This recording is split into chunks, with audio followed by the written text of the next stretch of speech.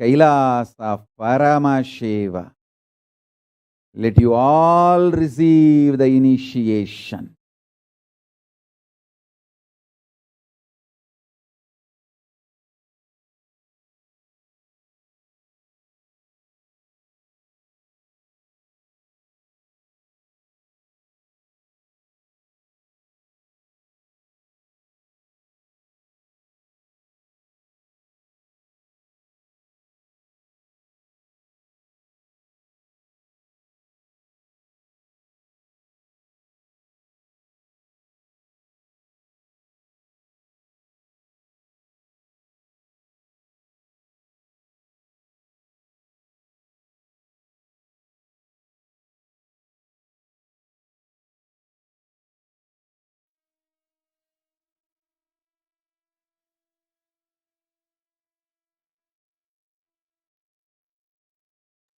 Please relax.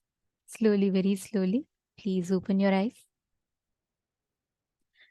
This was a very, very powerful process through which Swamiji literally awakened the Shiva Kundalini in us. To every one of you that are sitting here today, please understand. Today we are having one of the most important initiations where Swamiji is going to be taking us through the Rasa Siddham process. And he's going to be connecting our individual Kundalini to the cosmic Kundalini. Now, understand, this process has literally awakened each of you to a different frequency. How was the experience for all of you? How are you all experiencing this process? Can I request you all to share? How was the process for each of you? How was the experience when you did this meditation process, when Swamiji was taking us through the process?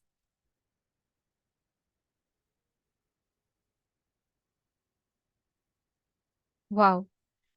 So many of you have put this one thing. How it was intense. The Kundalini was so intense in your inner space. Actually, understand, Ma Michelle Chongo, that means you have literally, Swamiji said, whenever you sit with Kundalini process and all, you will suddenly feel as if you were so hungry, you want to eat more. You know why? Because without moving itself, your body will burn all the carbs. And you will suddenly feel that intense this thing to eat.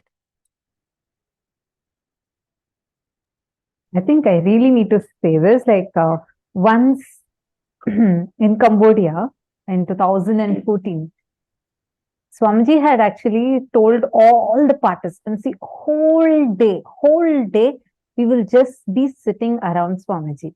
We won't even have these exercises to do, nothing, just enjoying the time with Swamiji.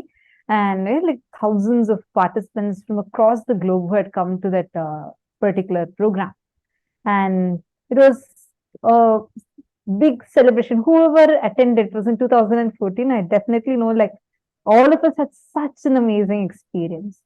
And in that, one of the highlights also was the food that was there. Like in every physical program that Swamiji has conducted, you will always hear from participants that food is just too amazing. So during that, we had like a multi-cuisine. Like we had a lot of different varieties of foods that are sattvic and very, very tasty. So we had like you'll see South Indian, North Indian, even some Chinese foods were kept, like different varieties were kept. So one of the participants asked Swamiji, the food is just too good. And will I become more fat if I keep, if I eat this, if I keep eating this? Because there's just so many that are there. And what will happen if I keep eating this? Swamiji laughed and said, all of you, just eat left, right, and center, like enjoy. Don't even worry. I'll take care. You all will suddenly see towards the end of the program, all of you would have lost weight. Actually, see, we do yoga early in the morning. That's one yoga we do. Apart from that, and that time it was just 1 hour yoga. Apart from that, entire day, we would just be sitting around Swamiji, just sitting, right? Like there's no much movement at all. But by end of the program, all of us, everyone experienced a huge physical transformation too. Apart from all the amazing processes, like I had lost almost 6 kgs of weight doing nothing, just sitting around Swamiji, just sitting in the process. It was just so powerful. Swamiji had, by the Shivoham process, Swamiji had literally melted all the unnecessary fat, because your body's energy is reached so high without doing any workout, without doing anything. Your whole body will just pleasantly experience the transformation. How many of you, even during this Paramashivoham program, are experiencing where you feel like I'm just sitting here around like for 16 hours, I'm just sitting in the sessions, but suddenly I'm seeing even physically my body is transforming.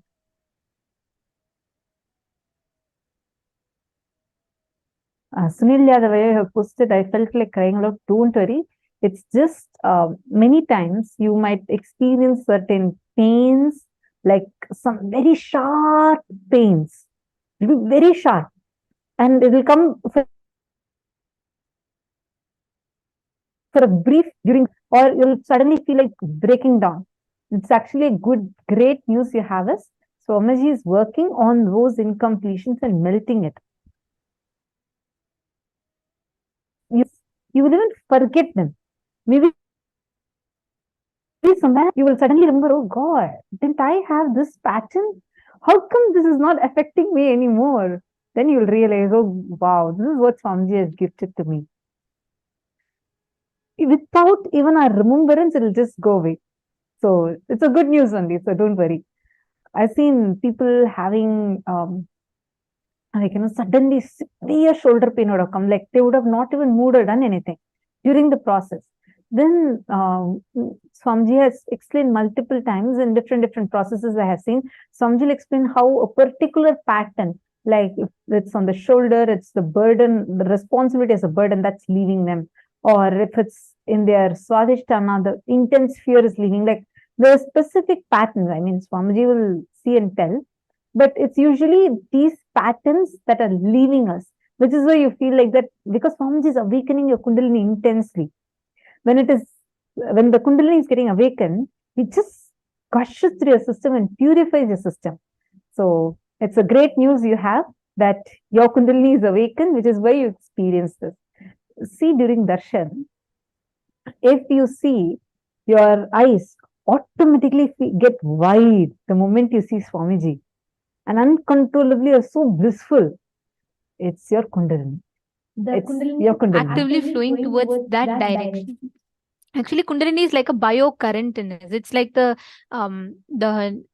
potent energy inside of us, which becomes the kinetic energy just by getting transmitted. Right? So when Swamiji initiates us, Swamiji is working on awakening that Kundalini energy inside of us. You're all understanding? Now, we are going to be manifesting a very amazing power using this circuit through the third eye. This circuit for the power manifestation works from where the Kundalini flows to the third eye, and you're going to be learning how to convert matter to energy, energy to matter. And understand, it is very, very easily possible. When you sit in the presence of an avatar, you can simply manifest teleportation and materialization. It is simply possible to happen. See, today's whole day is focused on raising your frequency, right? That is why we are manifesting these powers, because these powers directly enhance your experience of raising yourself to the highest frequency. So let's all enter now into the power manifestation.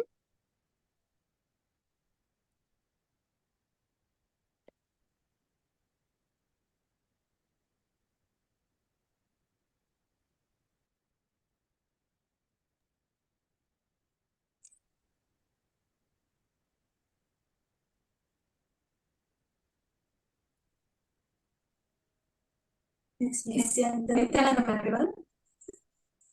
So now we are going to be entering into the power manifestation. So I request all the participants to get ready with 2 cups one can have any powder, it can be kumkum and chandan, but anything which you want to teleport, and another clean cup. So you should have 2 cups in front of you. I request all the participants to get ready with that. And till then, the powerful cognition, the technique which we are going to be using to manifest this power of teleportation is, we'll be connecting to Swamjit through our Kundalini Shakti. So when you have the powder or whichever substance in 1 cup, you're going to be disintegrating that into energy, and you're going to be transferring that energy to the other cup and making it back into matter. So this is what we are going to be doing through the power of teleportation. So please understand the power, the powder, it can be any powder. If you have kumkum, you can put that, or vibhuti, or just any talcum powder, a chandan powder, any powder you can put in 1 cup. And please make sure the other cup is clear and clean, and you can even take picture of the other cup to make sure the power manifestation is foolproof. So keep the 2 cups ready, and let us quickly come back for the power manifestation.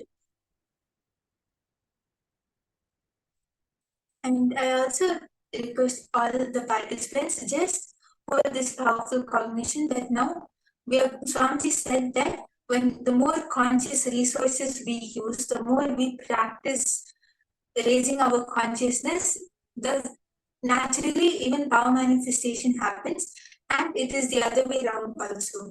So now just by chanting the Mahavakya and just by connecting to Swamiji, you'll see that just by doing that, our frequency will raise. That is also a conscious resource which we are using. And when we do that, at that time, all of our Kundalini will raise, which will really help in manifesting the powers.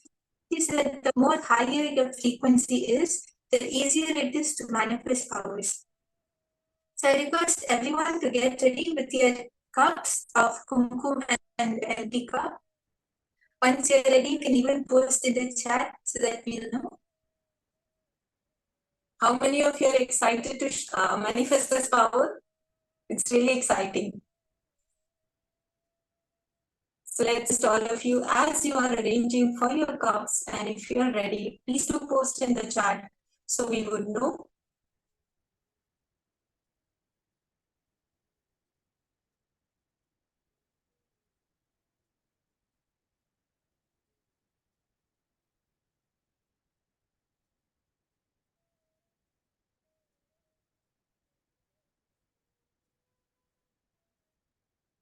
Okay, so Ma Parameshwari is ready, Ma Heidi is ready.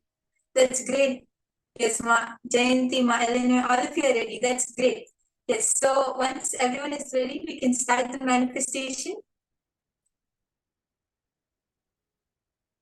Do not forget to take the pictures. Please do take picture of the empty cup. Please understand, don't leave any doubt in your mind, right? Later the mind says, no, I think this tiny bit was there before itself. I have not manifested. So please make sure you take pictures and don't leave any space for any self-doubt there.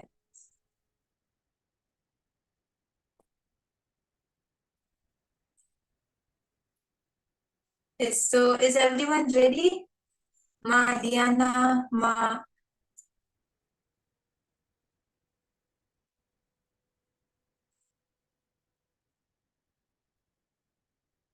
Yes, Ma Prema, Ma Jennifer, okay. Ma Karin is ready, that's great.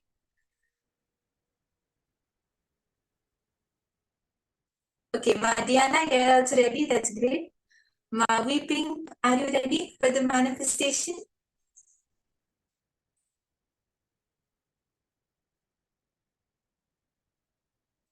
Okay, so now we can, yes, Ma Virupaksha is ready. Okay, so let's start the manifestation now. I request all the participants to keep both your cups in front of the camera. It can be on a table or on a platform in front of you, and make sure it's visible in the camera. And just Connect to Swamiji, sit straight and chant the Mahavakya. Connect to Swamiji and unclutch from all the thoughts which are happening in you right now. When you unclutch, that is when powers also manifest. And I request all the participants to sit straight. When you sit straight, you'll see how your Kundalini Shakti just shoots up to your third eye and you're able to manifest. I request everyone to sit straight and connect to Swamiji.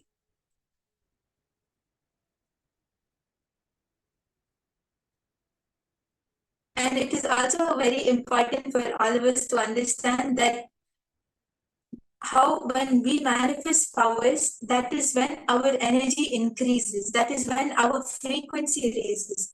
Manifesting powers is not something which decreases our energy, but it increases our energy and it rejuvenates us.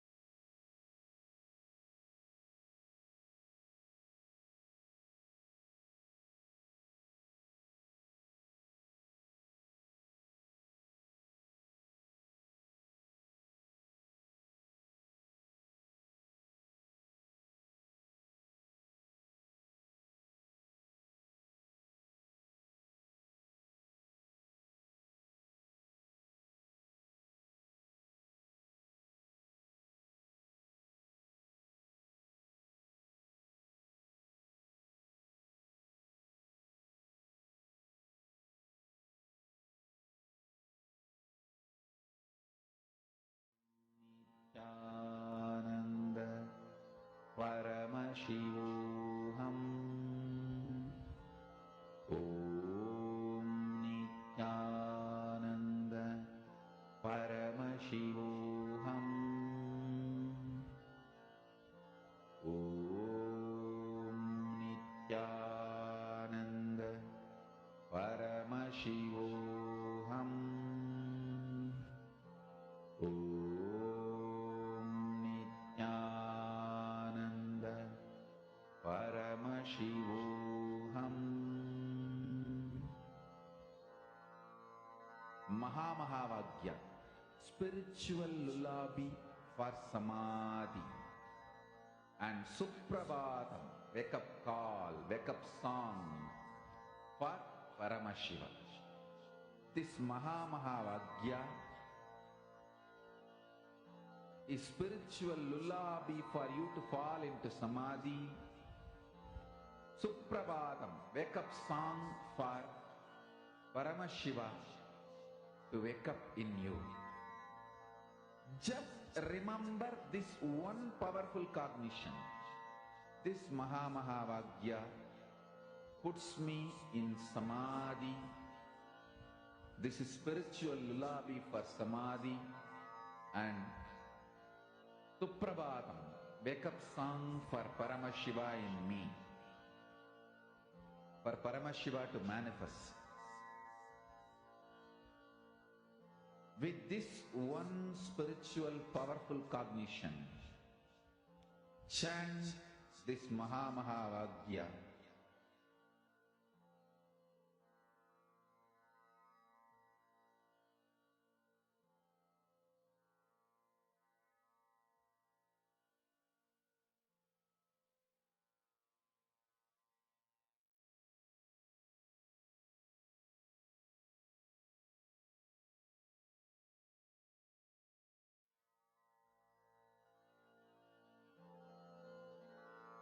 Mahavagya, spiritual lullaby for Samadhi. And Suprabhatam, wake up call, wake up song for Paramashiva. For Paramashiva to manifest. With this one spiritual powerful cognition, chant this Mahavagya. Om Nithyananda Paramashivoham. Om Nithyananda Paramashivoham. Om Nithyananda Paramashivoham. Om Nithyananda Paramashivoham. Om Nithyananda Paramashivoham. Om Nithyananda Paramashivoham. Om Nithyananda Paramashivoham. Om Nithyananda Paramashivoham. Om Nithyananda Paramashivoham. Om Nithyananda Paramashivoham.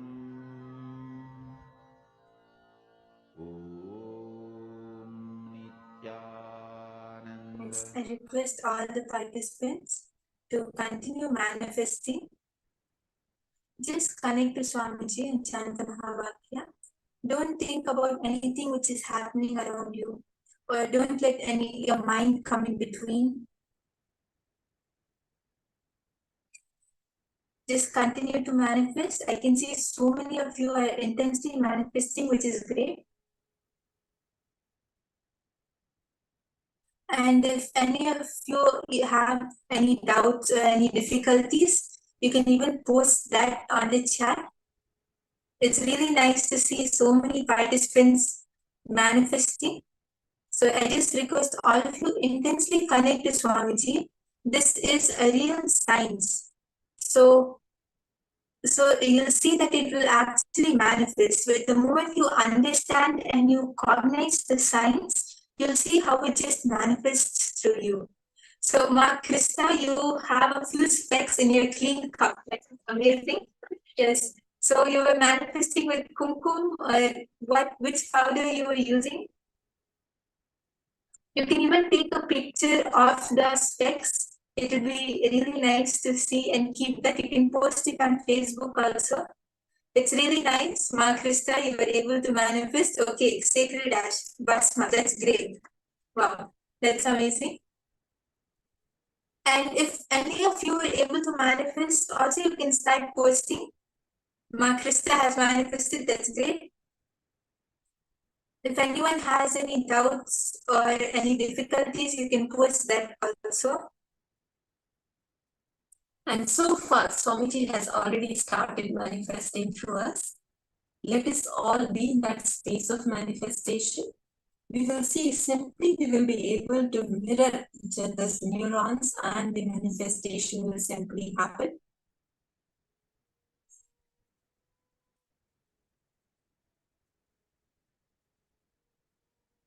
Ma Anandeshwari, Ma Ilka, are you all able to manifest? If you have any doubts, you can even post that.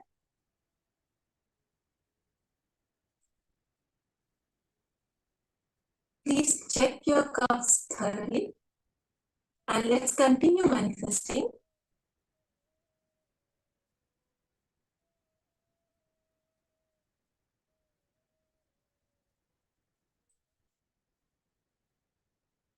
Yes, Ma Virupaksha, you have some doubts, okay?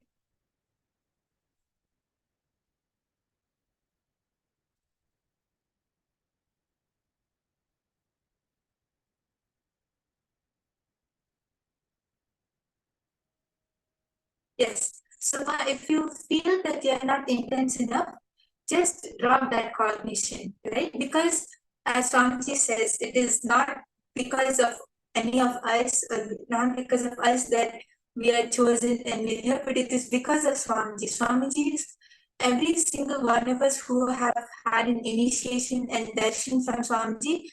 Swamiji's grace is always there on us, and it is not biased or it is not unequal. It is Swamiji just showers his grace and compassion on us. So when we accept it, when you just accept it, you'll see how Swamiji's intensity will flow through you. Swamiji says that when you are integrated to me, when you are integrated to Swamiji, that Swamiji's level, Swamiji, he will put everything at his level, whether it is intensity, integrity, power manifestation, everything will be at Swamiji's scale.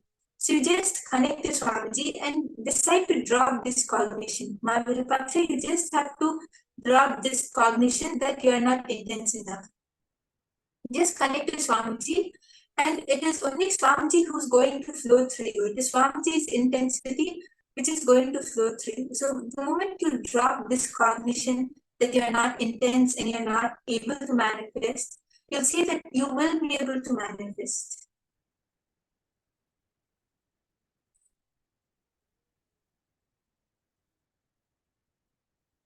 And also one more thing, intensity is not an action, it is a decision. The only place where you need to be intense is on making yourself down redundant. When you decide to just connect to Swamiji, that is when you are just dropping your self-doubts, and that is when you are being intense. So that is all we need to do. It's really simple, just unclutch, right? So when we unclutch, we will see all the self-doubt will drop, and we have the powerful conscious resource of initiation by Bhagavan, and we will simply manifest. It's for all of us. So Ma Virupaksha, are you able to understand? You can even sit right now and decide to manifest. You'll see that in a matter of minutes, you'll be able to manifest. And I can even see that so many participants are intensely manifesting. Or if you can check your cups or vessels, if anything has teleported, you can even post that.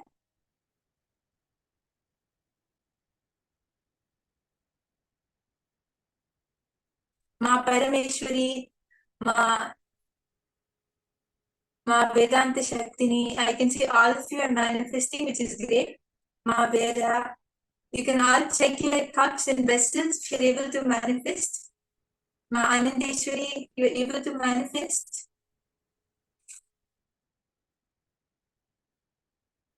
Is Ma Krista, were you able to manifest anything? I can see a child is also sitting. He can also sit and manifest with you. You'll see how easily he is able to manifest. And when he manifests easily, you will be able to manifest very fast as well. So just that entanglement happens and the manifestation is very fast. Please understand, when we used to have physical programs with Swamiji is always encouraged. Sit with your child, put your child on your lap and manifest. You will see that because children, they don't have limited cognitions or incompletions. So simply you'll be able to manifest.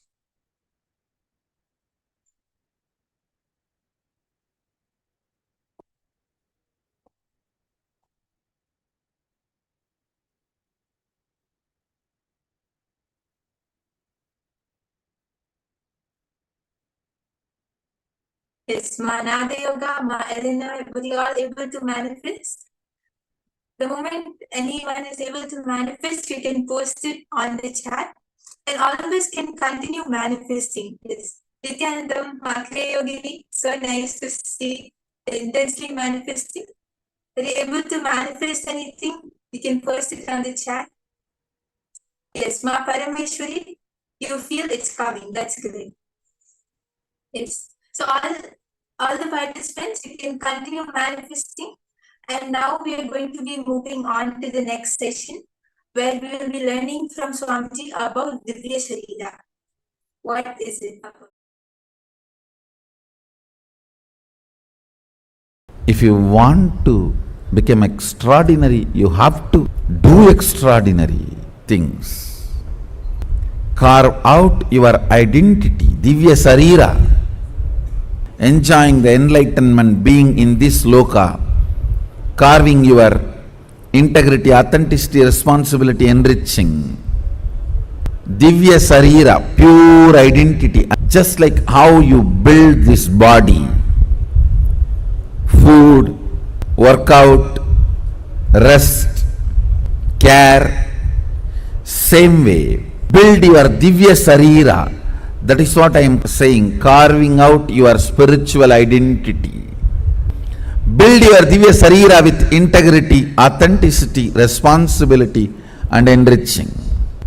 Carve your Divya Sarira. What is Divya Sarira? I will define, understand? You take a clay and put any impression. For example, you put your hand, it get impressed, then burn that clay. Your hand is imprinted on it forever. So that clay is Divya Sarira of your hand. Same way, bring yourself and put the master on you, or put yourself on the master so strongly. He gets imprinted in you intensely, then burn yourself with integrity. Now you just radiate him, manifest his state, space, powers. You are is Divya Sarira. Thousands and thousands and thousands of years, Sanatana Hindu Dharma has kept this great science of producing Divya Sariris alive. All spiritual sampradayas will be relevant to planet Earth as long as they are able to produce Divya Sariris. If you are living the state, space and manifesting powers, your Divya Sarira has started getting built. It has started happening. Build your Divya Sarira intensely.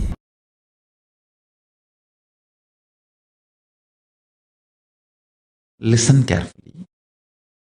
Too much of shadow of conscious decision gets embedded into your natural selection process, and you develop something called Divya Sarira, light body, which reduces your sensual needs drastically to keep you alive and excited. Means, if your Divya Sarira develops more and more, with less input from the external world, you will be more alive, joyful, excited, inspired, radiating. You may not need sense pleasures to keep you alive and active.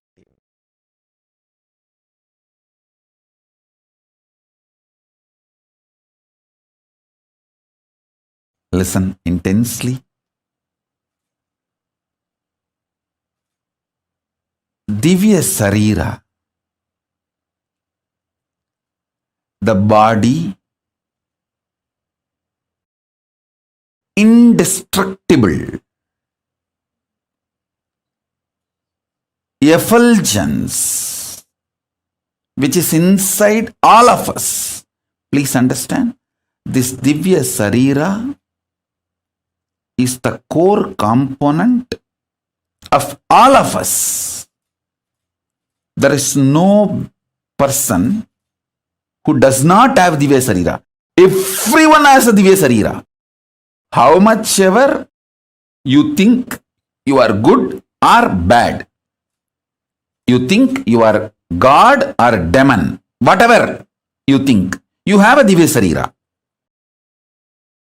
That Divya Sarira strengthened, energized, inspired by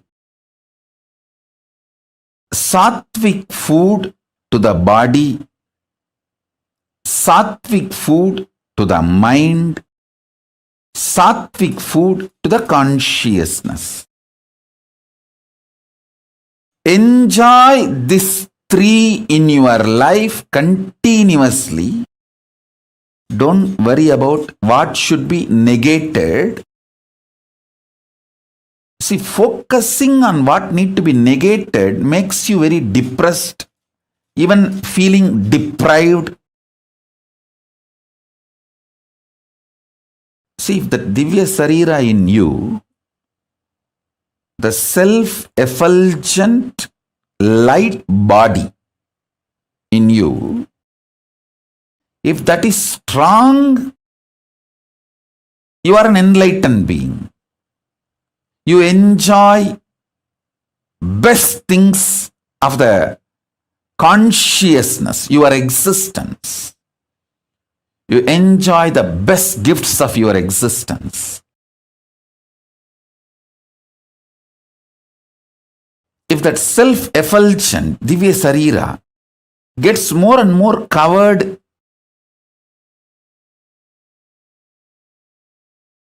you get deluded, suffer with the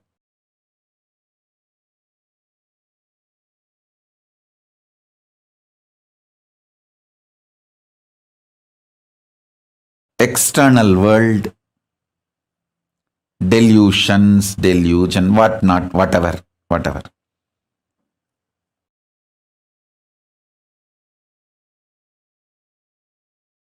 Now I don't want to get into the negative side description. If you miss strengthening Divya Sarira, what happens? I don't want to waste time on that. I only wanted to describe how to strengthen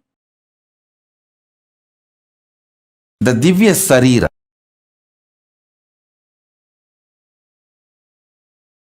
Self-effulgent,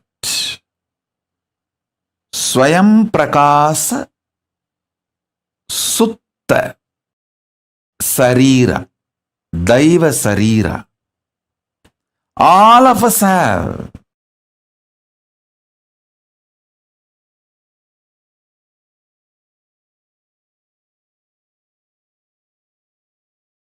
The methodologies to strengthen the Divya Sarira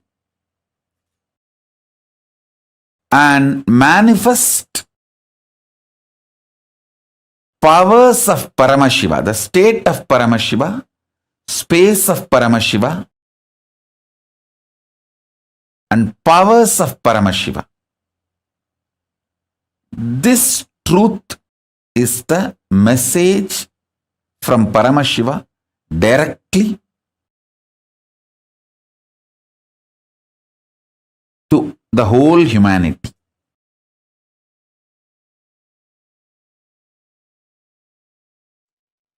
Samadhi and feeling connection empowers your Divya Sarira. Empowering your Divya Sarira is the ultimate productivity of your happening in planet Earth. Your body, physical body,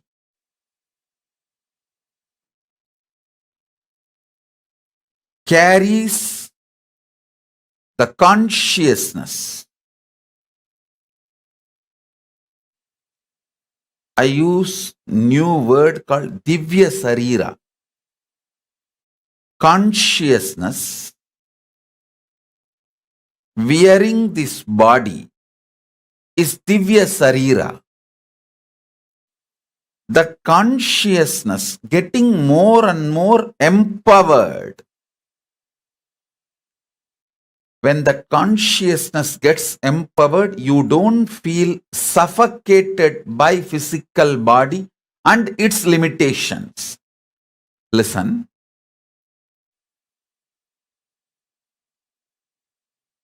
If your Divya Sarira,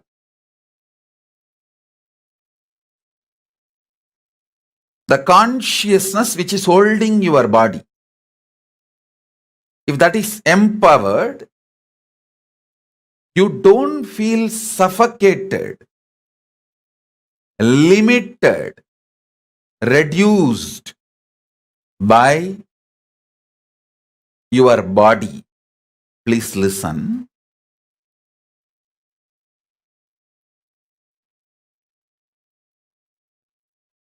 Body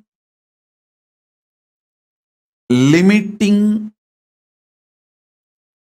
your possibility makes you feel suffocated.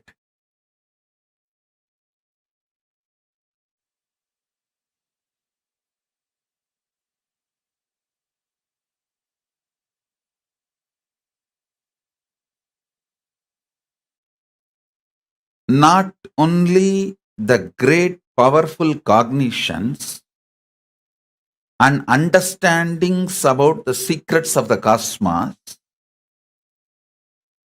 all spiritual practices are focused with the purpose of empowering your Divya Sarira.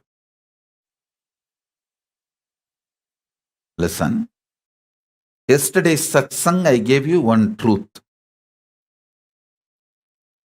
If you rest in samadhi, you will see everything in your life is complementing your different aspects. The wealth you earn, or the money you spend, the relationships getting added in your life, or people leaving from your life, comforts and wealth, artha getting added or leaving, the higher values, understandings getting added to you, and middle class values leaving you, everything, if you see, it just complements your expansion. If you get terrorized by your life, suffocated by your life without understanding, if you feel everything is chaos, everything is falling apart, due to your inner restlessness, you feel whole life is complication and incompletion. I tell you, nothing falls apart, everything falls in place. Nothing in life falls apart, everything in life falls in place.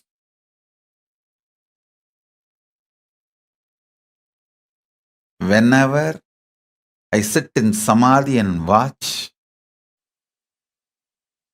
I see clearly everything is so auspicious. Not only I see it, when I see life as auspicious, my Divya Sarira gets so empowered. It just manifests powers and miracles. Every time when I reveal the higher truths, it empowers your inner space. It empowers your very being. Empowering your Divya Sarira is the job I do day in and day out.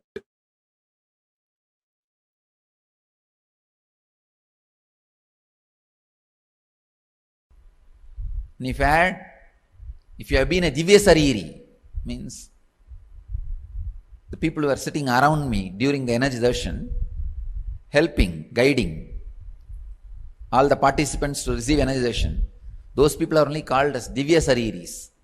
Or I can say they are getting trained to become Divya Sariris. Means it's like when a sun is shining, if you keep 10 mirror all the 10 are properly focused on sun, towards sun, that whole area, the area between the 10 mirror will shine, not only because of sun, the 10 reflections. So these Divya Sariris are like a mirror, they act like a mirror, so that the whole area intensely radiates energy. That is why people who come to have energy darshan, they literally enter my own physical body. Please understand. It's like me having an extended huge physical body. In that very intense energy field, they enter and have the energy darshan and go. If you have been a Divya Sariri, I can say at least, especially with the experience, intensely working on the body, not only you don't age, you grow younger. The growing younger happens when you become Divya Sariri. And the grace, joy, beauty starts radiating when you are Divya Sariri.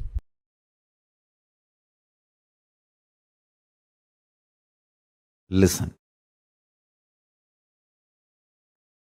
You have two major components in you. One, superconsciousness. Another one, body, matter. Means Chit and Jata. Matter and consciousness. Every particle of the matter which is manifested by the superconsciousness and still in alignment with the superconsciousness, that parts are called Divya Sarira in you. Every cell still continues to be in tune with Paramashiva. Every muscle, every part of your biology, internal organ or body, Jnanendriya or Karmendriya, still in tune with Paramashiva comfortably, with powerful cognitions comfortably without any struggle, as a natural flow of life is Divya Sarira. Every cell which is ready to reverberate and radiate the powerful cognitions of Paramashiva is part of your Divya Sarira. Please understand. Whichever part of you comfortably manifests the powerful cognitions is your Divya Sarira. More and more powerful cognition manifestation means more and more you are becoming Divya Sarira. If your hands can manifest the highest powerful cognition, you are Paramashiva, your hands have become part of the Divya Sarira. Your eyes can manifest the truth, you are Paramashiva, your eyes have become part of Divya Sarira. Every cell in your body, if it can comfortably manifest powerful cognitions, it has become part of Divya Sarira. Pain does not exist is one of the powerful cognition because you are soul, you are consciousness, you are Paramashiva. If your hand is fractured and it does not have pain, means it is manifesting as a natural flow, the powerful cognition you are Paramashiva. Understand? You cannot act when there is a compound fracture. You can act as long as everything is well, not when there is a compound fracture. You can't be crying and telling, I'm okay. Understand? It's a natural flow. If powerful cognitions naturally flow in your system, you are Divya Sariri. You become Divya Sarira. Paramashiva beautifully says in Kriya, in Puja, there is a special ritual called making yourself Divya Sariri. You invoke every part with the sacred syllable of Paramashiva's name. Paramashiva sits on the throne made out of 54 mantra. Not 52, 54. 52 akshara, one spelled but doesn't have a script. Another one can neither be spelled nor written. So totally 54 akshara.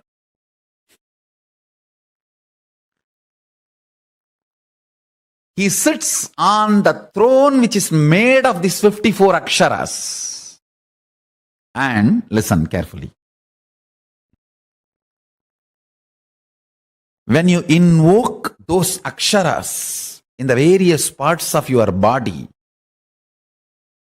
with the declaration, this part of the body, let it manifest Paramashiva and His glory, His state, space, powers and being and powerful cognitions. That part becomes Divya Sarira.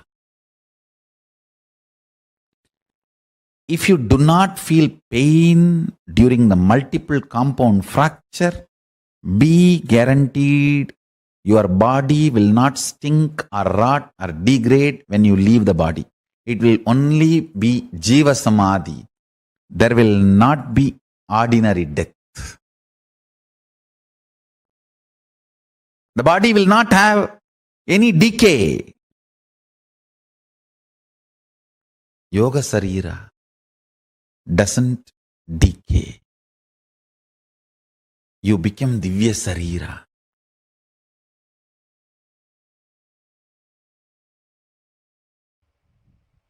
Understand the truth I am trying to convey. Anything your brain can capture and enjoy, your life will make that into reality. If your brain can capture and enjoy the most subtlest understandings of cosmic sacred secrets and the spiritual powers, you will become just yogi, Divya Sariri. If you enjoy pornography, your body will be physically matured.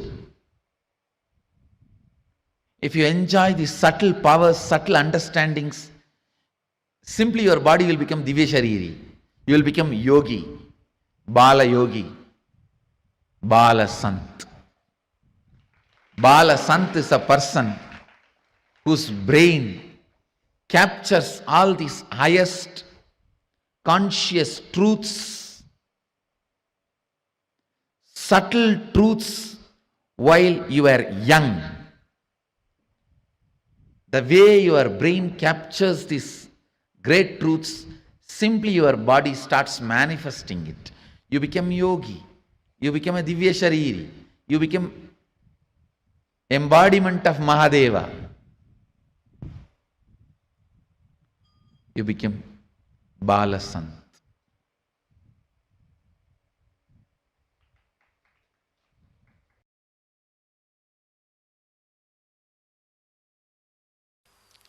Very strong lessons. You need complete attention. But the lessons will be really helpful. This technical knowledge will really be helpful, not only for enlightenment, for making your life more and more blissful and happy and joyful, becoming a new human being. Becoming a new human being. Understand? If you act, cooperate as medium, and if your chakshu becomes pure next day morning, you feel, oh God, things are so fresh, alive. Then you are traveling in the path of Divya Sarira. Mouth having a deep taste, not just the mouth, the deeper mouth. It's called annak. In Tamil we say the part which hangs inside your tongue, the deeper mouth, this area. That inside the throat, feeling intense sweetness or a very sweet smell being experienced in the nose. That is what is the perfume of Divya Sarira, of the Master. Understand? Perfume smell of Divya Sarira of the Master. Something will be happening in your nose, some sweet smell. And any sound, you will, even a small sound, you will be able to hear with a deep sensitivity. These are the scales. I am telling all the people who were mediums, during the healing initiation. I am telling all you guys, if you have any of this experience, you are traveling towards the path of Divya Sarira. Have courage, confidence, joy, jump into it and run. Flow with it.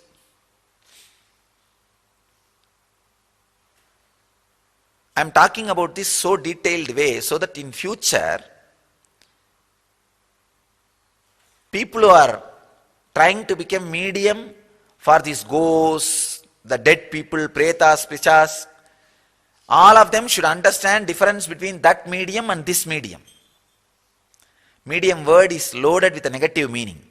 That is different and this is different. This is different. Here it is becoming Divya Sarira. There it is becoming more and more unconscious.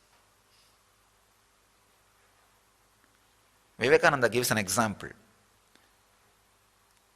The black magic mediums, it's like throwing a big stone on the horse and stopping it. It will stop, but it will never get up again over. With a master, it's like holding the rope properly and stopping the horse. It will be termed, not killed. Terming the horse is different between killing the horse. So it's an important thing you need to understand.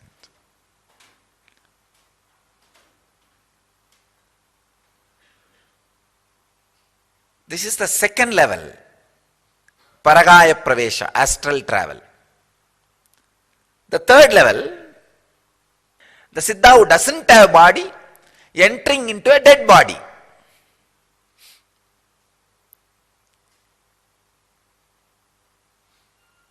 Like a Mahavatar Baba who doesn't have physical body. He may suddenly enter into some body to do some work,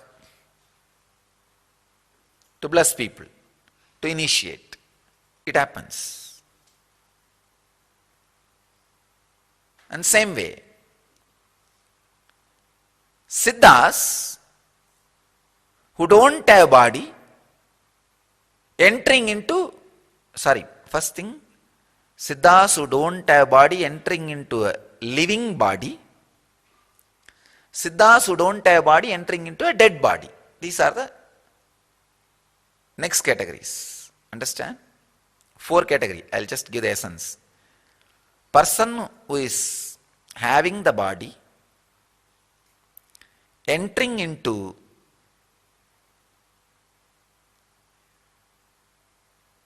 the dead body, person who is having the body entering into living body, person who does not have body entering into living body, person who does not have body entering into dead body. If you understand all these 4 things in different level, it will help you.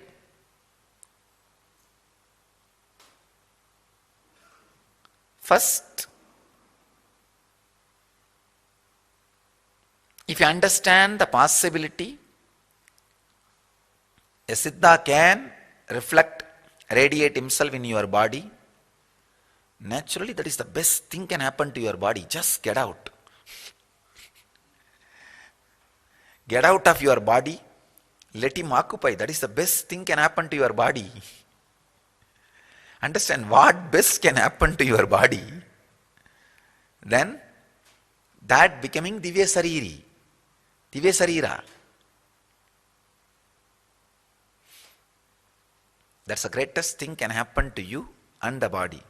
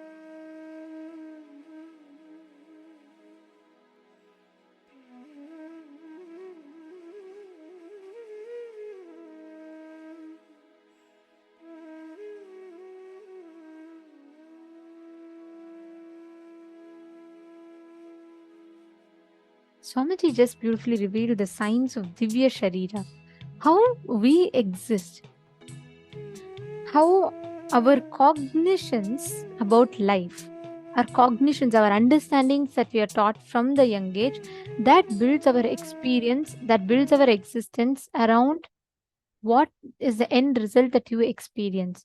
Whether you are aging, you are anti-aging, what your experience is, it is based on the signs of Divya Sarira.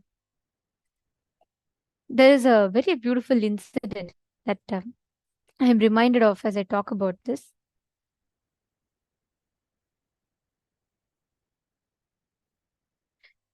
So I'll share this very beautiful story happening from Swamiji's life, okay? So once during the Parivrajaka time, Parivrajaka means Swamiji was wandering the length and breadth of India on foot, right? So Swamiji used to travel to these different places. What happened was Swamiji went to one particular village in Madhya Pradesh, which is central India. And in that place, Swamiji was meditating and Swamiji was doing the Parivrajaka there. Swamiji saw one day that one pregnant woman, she walked into a tent. She was pregnant. She walked into a tent. 5 to 10 minutes passed. She walked out of the tent with a baby in her hand. No screaming, no crying, no shouting, no doctors rushing, nothing. She had a smile on her face as if she just went, like changing the clothes and coming back. So she just went in. Swamiji was meditating, and after some time when Swamiji saw, she walked out with a baby. Swamiji was shocked. Swamiji said he was surprised to see, like, how is this possible? So Swamiji didn't know, of course, Swamiji didn't know how to communicate with them in their language, Swamiji said. So they were all like some local tribes, okay, living there. I'll not say tribe, in indigenous Hindu tradition living there. Listen to what happens next. The same thing happens after a few days. Another lady also who's very, who's pregnant, she also walks in to the same hut, and she goes in, no screaming, no loud noise, nothing. In 5 minutes or 10 minutes, she walks out with a baby in her hand, smiling absolutely fine. Swamiji, this time he said like he couldn't understand why. And he went to the village's head, the priest, and he tried asking like, why, how is this possible? Then Swamiji beautifully told that village priest asked, pain? What pain? Because Swamiji asked, why is there no pain? There's no labor pain. I don't see anyone cry or any sound. That village priest was surprised. He said, what is pain? What are you talking about?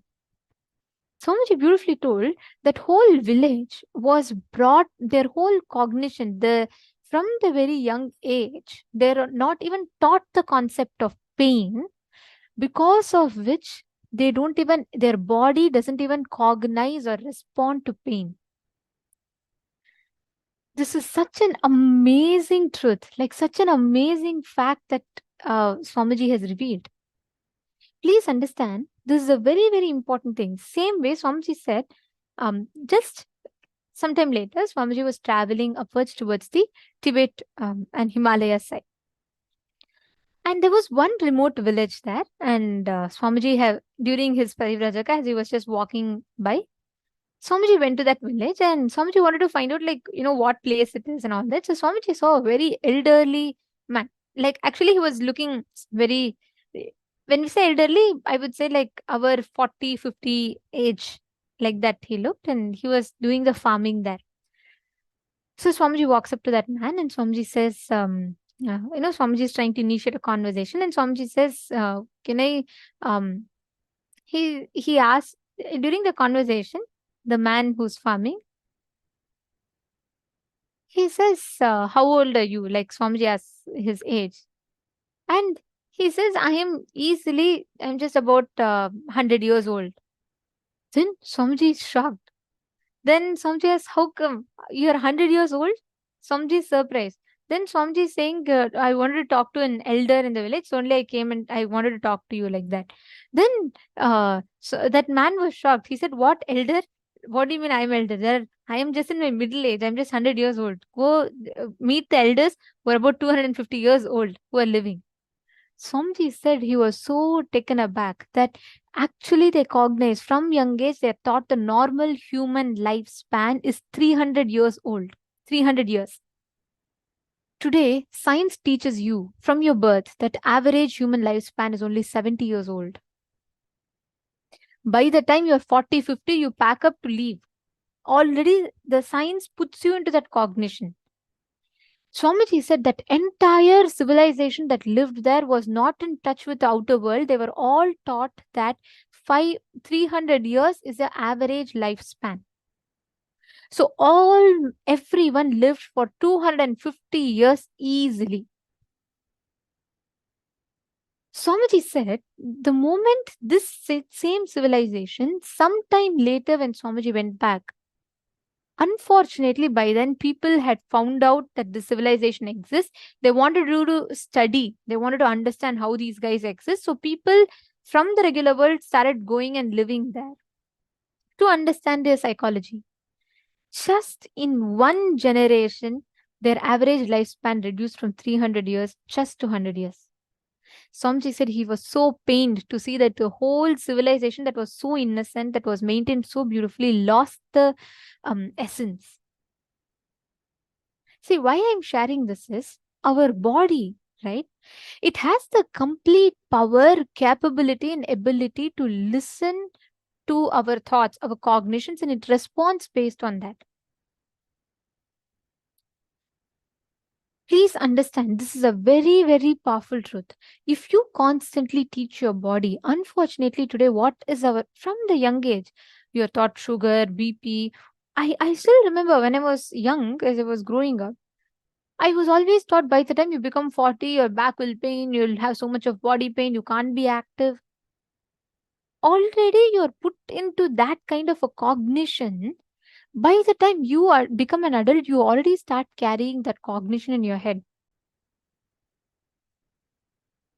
That is exactly what Swamiji is revealing in this session. Your body is Divya Sarira. It's a clay. It is malleable. It's completely what you want it to become like. It will take that form. If you feed in constantly thought currents that you can't exist for a long time, things will not work that way. Your average lifespan is only 40 to 70 years old. By the time already you are 70, you're just waiting for your exit ticket. That's all. Understand, your body is built based on the biology of your cognitions. What your cognitions are, the biology of your belief. If you constantly build the cognition that you can't live long, you can't live for a long time period, then your body believes only that. And only that becomes a reality or an experience. The whole, even if you see for Swamiji, right? There are so many times Swamiji has demonstrated this, where Swamiji had absolutely no pain when Swamiji fell from the horse. Swamiji went through the whole surgery, one of the most complex of surgeries, without any anesthesia or anything. Swamiji had complete consciousness and Swamiji was smiling through the surgery, and Swamiji said, I can feel this is what is happening in my system. And at the same time, Swamiji would appear in 2 places at a time. See, all these are the signs. We're always taught as if these are all, simply just like that told as mythology. Understand, this is a science. In Gurukul, Swamiji is gifting all of us this exact same science. To be able to reproduce the right cognitions about our body. To be able to recreate that science, the right experience in our body. Are you all understanding? Are you all catching it? Today, by the time your child goes to school, what do you teach? When the child falls down, first you introduce the concept of pain. Then the child gets introduced to the concept of anger, revenge, crying, all of these. From the young age, if you teach a child that there is no concept of pain at all, the child will never have that even in its dictionary. That is why you will see the whole Madhya Pradesh, that village, Makrista head, when I saw your message, you said just before your labor, before giving birth to the son, you listened to this story and you went. That's exactly, Seema, all the cognitions have so much of impact. This is what is called as enlightened birthing. When you listen to the right cognitions when in pregnancy, where you follow the right principles, you have the right cognitions, you will just see how exactly that manifests in your body. We can also how Swamiji manifested this in his own life. Like Swamiji just is a living example of Divya Sarira. No sudu, no suffering.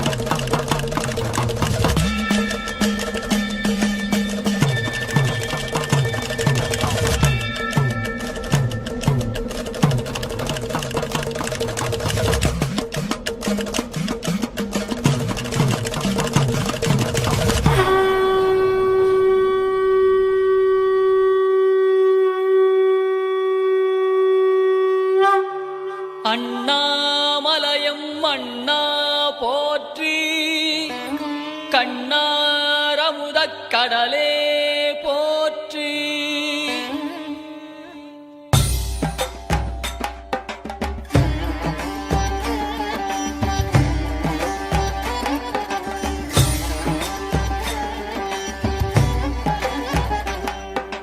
Tripuram எரித்த விரிசடை கடவுள் தேரில் ஏறி வருகின்றார். Every heart, there's a portion of stone, there's a portion of water, there's a portion of fire, there's a portion of ether, there's a portion of consciousness. Then how do we say this is my thought? It could be a general, it is everyone says now why do they say you have to drop your mind or body to be able to be? What I'm saying, no, it was dropping, not an anti-logic, anti-mind. The spectrum where visualization cannot be. You need to start enjoying that spectrum, for which mind will be a impediment. There is one point where you need to enjoy which you want to visualize. So that is what is called restful awareness. Then you, unless you lose respect for your mind and the constant visualization, you will not start feeling comfortable with that. When the suffering hits you, you will not be comfortable to be in that same state again and again. So for that only, the respect for mind is taken out of you. Otherwise, you are not expected to become anti-mind or anti-logic. Then you will not find a more sharper logic than me. Just understand. But when the suffering hits you, first thing your mind will do is creating fear about that experience. Only when you lose respect for your mind and the constant visualized living, you will be able to rest in that awareness. When a star jumps into the well or the ocean, another 10 minutes. No problem.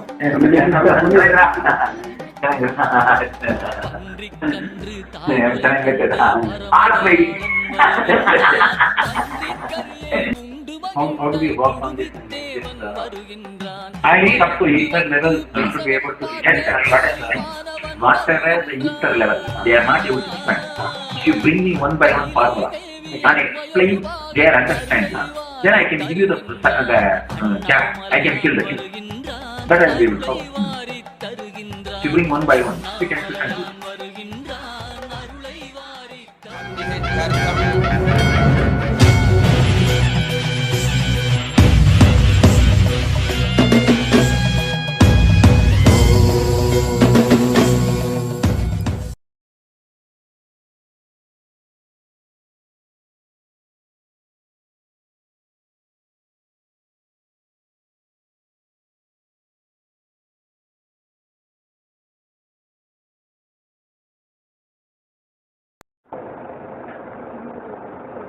No, they are waiting there. Why don't you put a scale or a rule? Yeah, something to hold. Want to get the thing, just continue to record this.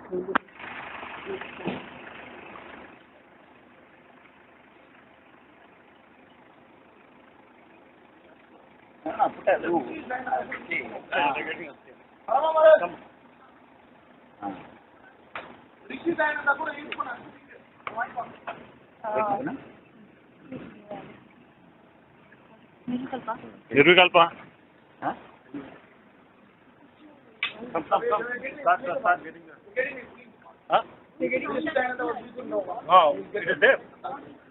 Oh, that's good, sir. Huh? Rishidaya sling. Okay. Get it. Oh, okay.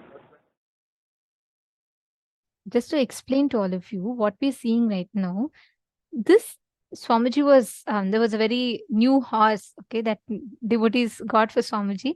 And Actually, Swamiji had explained this whole incident, how when Swamiji was coming on a horse, everyone got so excited and started playing loud music. And they played Kalabhairava music.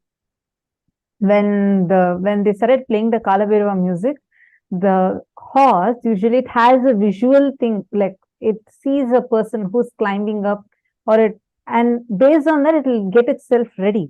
But the horse was not prepared. Suddenly, when they played Kalabhairava music, Kalabhairava had landed into Swamiji. So Swamiji's body physically expanded, like the normal weight increased 3 times. So it was almost like 3 people were sitting on the horse. And the horse couldn't handle it, like it could not understand what was happening. Because it was normally walking, it didn't see anyone getting up. Then suddenly it was experiencing 3 people. So it just jumped. It jumped. And because of that, Swamiji had fallen off from the horse. And that's the visual we all just saw. If you see, and Swamiji is having a compound fracture. People cannot forget about not moving. Some people might go to even coma, like when the pain is becoming so severe. But Swamiji did not have one bit of pain. You can see, actually, even now when I see that video, like especially when Swamiji is moving Swamiji's hand, I'll feel somewhat. Like, I mean, Swamiji's bones are broken. And the whole time, Swamiji with a smile, we could hear Swamiji consoling people not to worry and telling that it will be taken care. And like all the disciples are worried, saying, Swamiji, at least we put this for stability. And then the whole time, Swamiji is smiling. Can you be like that when you have a compound fracture? And on top of that, Swamiji is going to the hospital and explaining to the doctors whatever his body scanning and explaining, okay, this is what is going on in the body and how it is healing itself. Understand, this is also a quality of the avatar. That is because this, in his very Divya Sarira, there is no experience of pain. Actually, when we are talking about Divya Sarira, we have one very powerful Leela of Swamiji, which is caught on camera, which is how Swamiji appeared in multiple places at the same time through his Divya Sarira. And let's now listen to the video. July 5th, 2017 marks as a historical day by yet one another of the countless Leelas, divine plays of the avatar His Holiness Paramahamsa Nithyananda. Paramahamsa Nithyananda appears in 2 places at once, giving darshan to Nithyananda Peetam, Trishulam Adinam, Chennai. In the early hours of Brahma Muhurta at 4 a.m. on the 5th of July, Nithyananda Peetam in Trishulam Adinam was up and alive, taking part in their morning spiritual routine of performing Nithyananda Yoga. This picture was taken at around 4:05 a.m. by a sannyasi in Trishulam Adinam to record the attendance for the morning yoga session. Little did she know that in the attendance was none other than Paramahamsa Nithyananda himself. It was after the image was captured that the form of His Holiness was noticed in the picture.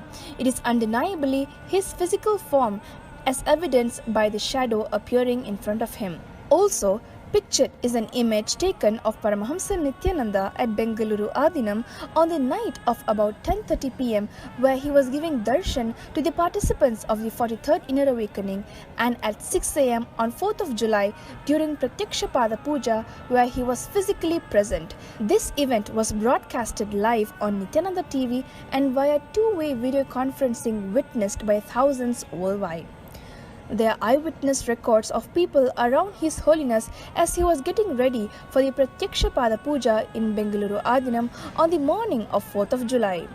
The city of Bengaluru is about 340 kilometers away from Trishulam, Chennai, thus ruling out even the possibility for a flight taken.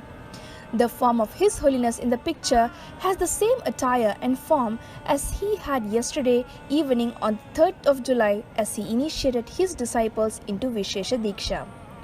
Srimad Bhagavatam, the Vedic scripture that precisely records and reveals the happening of various avatars of the past, present and future, describes the avatar in its complete form. Having clearly established that His Holiness was present in Bengaluru Adinam, hundreds of miles away from Chennai, the lucky group of devotees in Trishulam saw the same form of Paramahamsa Nithyananda as he was during the state of being in Samadhi yesterday after initiating his disciples in Bengaluru into the ancient Shaivite ritual of Vishesha Diksha. His Holiness Paramahamsa Nithyananda is seen adorning the sacred kavi cloth given to him by his Guru and Nithyananda Sangha's Paramaguru Arunagiri Yogeshwara, who is an incarnation of Sadashiva himself in Tiruvannamalai, Arunachala. Swamiji has blessed that huge positive explosion is going to happen in Trishulam. Sadashiva has assumed the same form to supervise and bless Nithyananda Peetam Trishulam Adinam.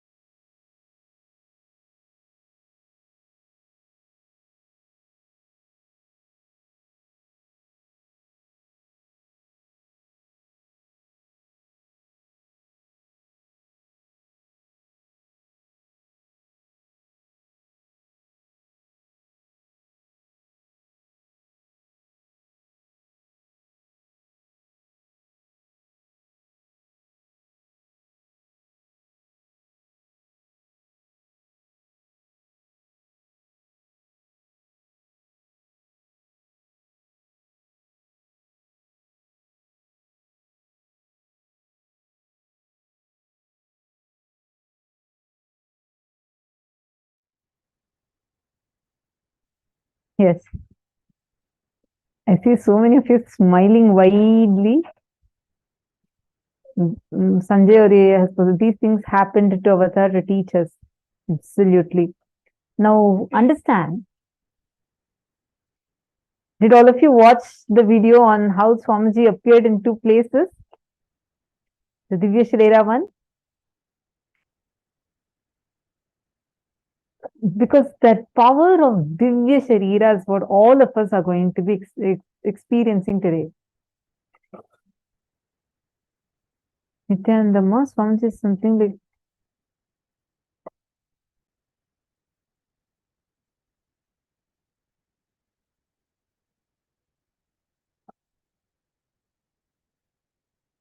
I'm not sure what exactly you're asking, Mom Marva. I just saw your messages. Not sure what exactly your question is.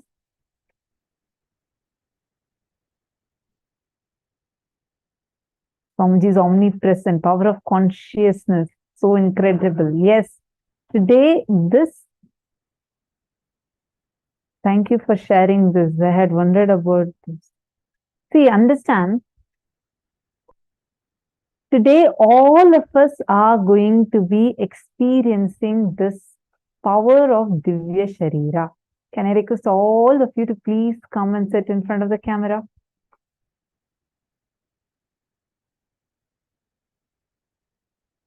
Please sit in front of the camera. Now, we are going to be entering into the session which is very important for today's process. Today, we are going to be having the powerful Rasa Siddham process. So, please get your matte, the churner, and settle down. Today, Swamiji is going to be initiating all of us into Rasa Siddham, an alchemy process, where you're going to be churning the churner or spindle, whatever you call it as. And while you're churning that, Swamiji is going to be churning your spine, directly connecting you with the Mahā Meru and churning your Kundalini Shakti and awakening your Kundalini Shakti. So get ready. Can I request all of you to please get a churner? It can be it should be wooden, or if it's metal, it's okay, but it should not be of plastic. If you don't have anything, just come, but it has to be a proper churner. Just settle down. If you don't have anything, you can just settle down. Okay, now, this churning process, Swamiji has told us to first understand about the churning of Milky Ocean. This is one of the most, after Ramayana, Mahabharata, the next most popular Purana, like a Puranic story, is churning of Milky Ocean. Like even if you see the world's largest temple, Angkor Wat temple, has this engraved, this carved for almost 1 kilometer or 2 kilometers full. The entire wall is carved with depicting this particular story, the story of churning of Milky Ocean. And this is of a very, very significant importance when understanding about the awakening of Kundalini Shakti through the Rasa Siddham process in us, how the churning happens. And Swamiji explains this so beautifully. Now we are going to be entering into that session where Swamiji is going to be explaining to us about churning of the Milky Ocean.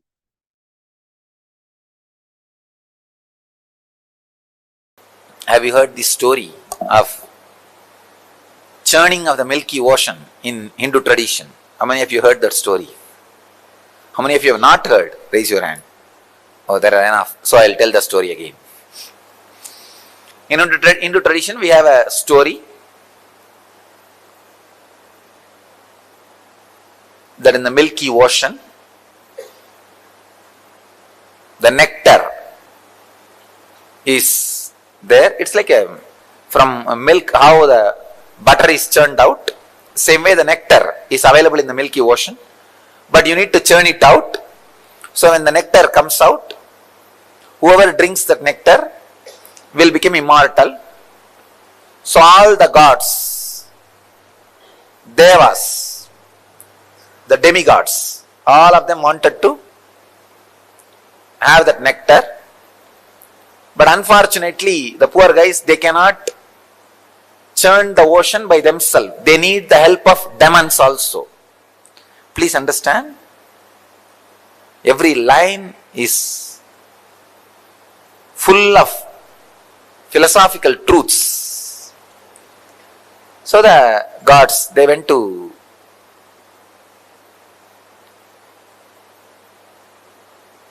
ask for the help of demons.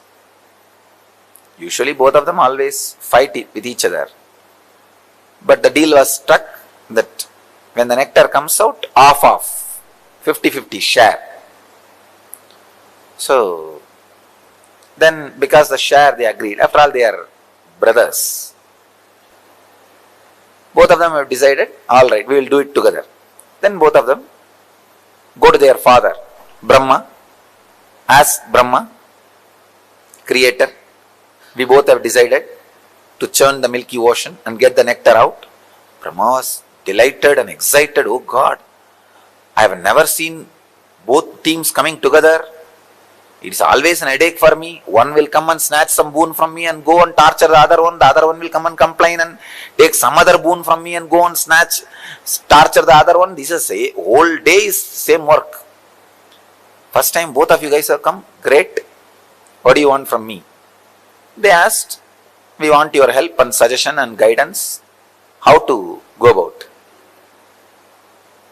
He said, you need the Shivas on which Shiva is sitting, the Meru hill, and on which Vishnu is lying down, the Vasugi, Adisesha, snake. You need the hill, Meru, Kailash as a spindle, and snake, largest snake in the world, on which Vishnu is lying down, that Adisesha as a rope. These guys thought, oh God, that's too much. How to go and ask? Brahma says, no, go and ask both of them, they will give you. It's not a problem at all. But they were not able to, these demons and demigods are not able to trust the Shiva and Vishnu. They directly went and struck a deal with the Kailash hill and the snake. They said, you guys come, cooperate, you will have one share of nectar. Finally, without the Shiva's blessing, Kailash came. Without the Vishnu's blessing, snake also came. And they started the churning. And the Kailash is the spindle. The snake is the rope. And one side, the demons, other side, the demigods. Even before starting the churning, the fight started. Who will be in the head side? Because head is always special. God said, we only will be in the head side. Demon said, no, we will be in the head side. You be in the tail side. Finally, somehow, Brahma intervened and advised, hey, allow the demons to be near the heads. Anyhow, they agreed. The demons were near the head and demigods were in the leg, feet, in the tail side. The churning has started.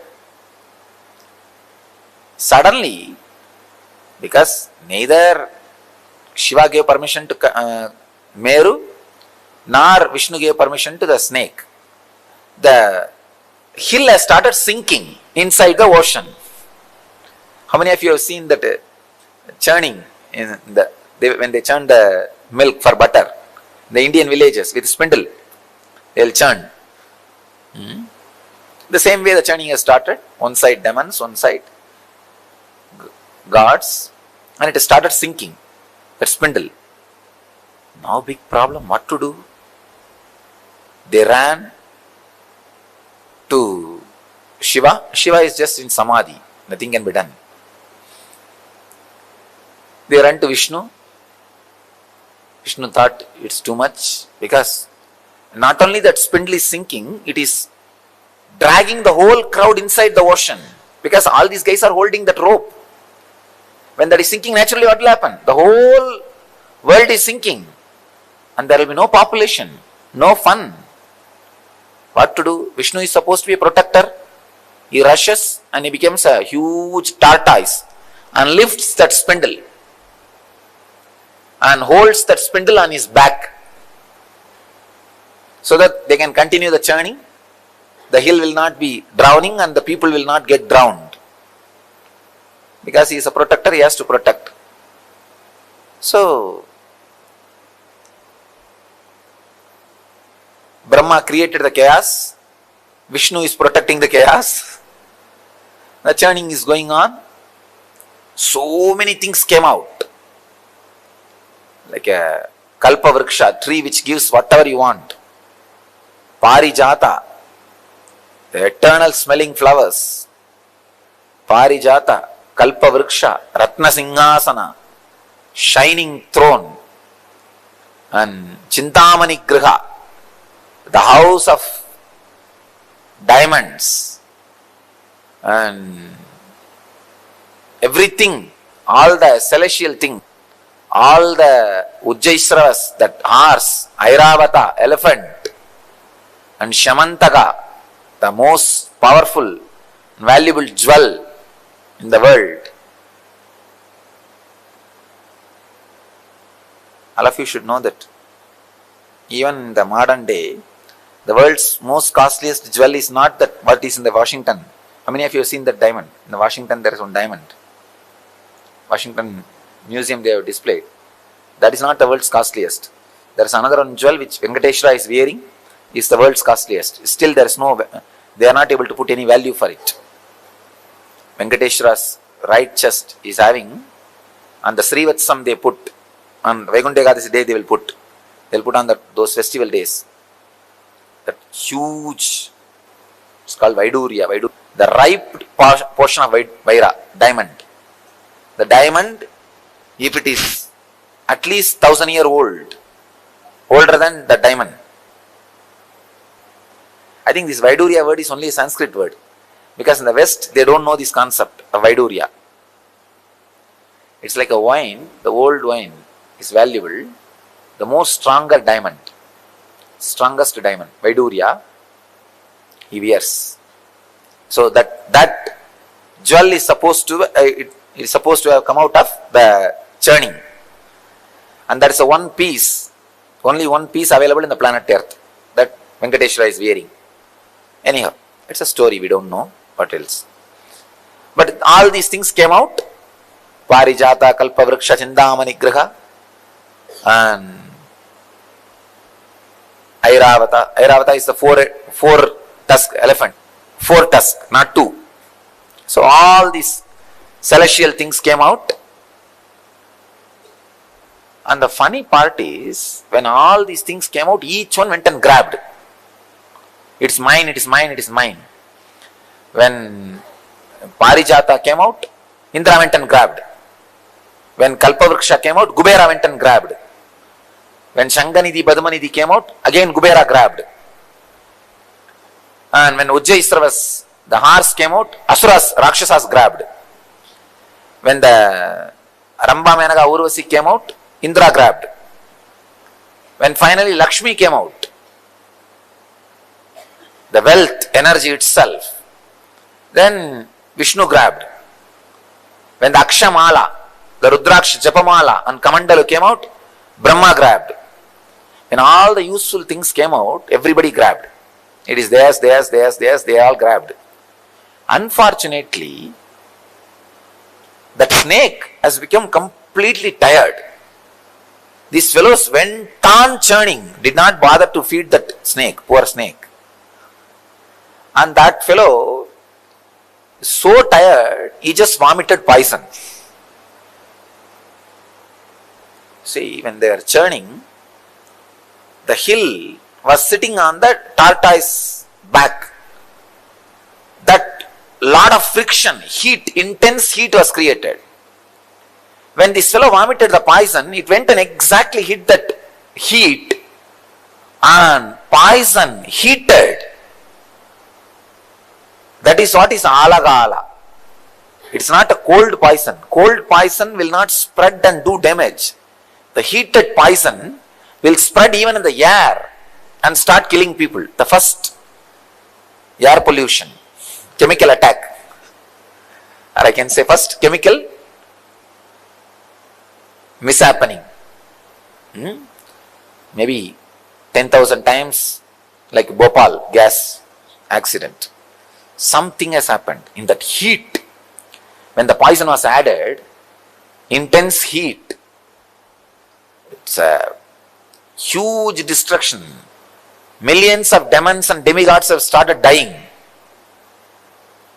And now nobody is able to save because Vishnu is below and Brahma has disappeared, ran away. And what to do? Indra runs to Shiva, Mahadeva. He is in Samadhi, but they all run and pray, oh Lord, please save us. We don't know what to do. Shiva opens his eyes and sees the fun. Okay. He comes down. After all, he is embodiment of compassion. He collects the whole poison just in one bowl and drinks it. Devi was frightened. Oh God, how will you handle? If something happens to you, what will happen? So she holds the neck of Shiva. The poison just forms a blue color and stays in the neck itself, throat itself. Then the nectar came out. The moment nectar came out, the fight started between demons and demigods, gods and demons. And went to the demons and said, demons were holding the pot. She said, give that pot to me, I will distribute everybody. They trusted her and gave the pot, and Vishnu disappeared with the pot. And he made all of them to stand in one line. So he started distributing first to the gods. And poor demons are standing in the line, thinking that they will also get it. But two demons came in the form of gods and stood in the queue and tried to steal the nectar. Somehow they got and put it in the mouth. When Vishnu saw that, he sent his disc and cut the head. That too only a Ragu and Kedu, trying to swallow, but they have not swallowed. They have not become immortal. Finally, all the gods got the nectar and became eternal, and demons, without getting the nectar, and not only the tiredness of that hard work churning, they all died and disappeared. This is the story. Now the philosophy part. See, the spindle, understand one by one. The spindle is the unclutching technique. Your body is the Milky Ocean. Good thoughts are the gods, and discouraging, depressing thoughts are the demons. When you start unclutching, see, unclutching is the Kailash hill. That is the Kailash hill. Unclutching is the technique. When you start unclutching, for a few moments you will see all joyful, relaxed, blissful mood, good thoughts, courageous, encouraging.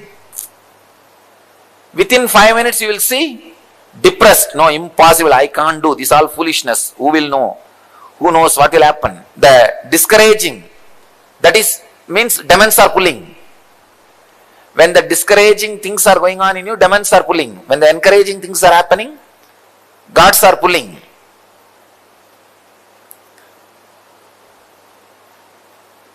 The tortoise below, holding without the spindle sinking, is the encouragement which you get from master.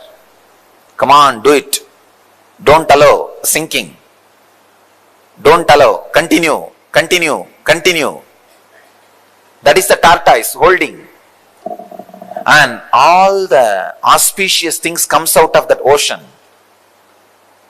Like Kalpavriksha or gems, jewels, wealth. These are the extraordinary powers you get. Extraordinary powers you accumulate during the unclutching process. Now you will see. You will suddenly have the intelligence to find out what is going to happen tomorrow, day after tomorrow. And telepathy moods will come. Intuition will be awakened. Levitation happening. Different siddhis will start happening. These are the extraordinary powers, things coming out of the churning. But be very clear, don't be stuck with it. Don't be stuck with it. They will all come and don't bother about it. Don't bother much about it. You will have wealth. Whole life is this churning only. And the way many things comes out. So many things comes out. Your body will become so alive, ecstatic. These are all different products coming out during the churning. Then finally, the heavy, unbearable, dead-end depression. That is what is alagala visha. Alahala poison. Deep hatred towards everything, including master. Unable to trust anything. Every seeker will go through this mood at some point. At some point, every seeker will go through. That is the alahala poison. At that moment, you should have the intelligence to run to Shiva, Guru.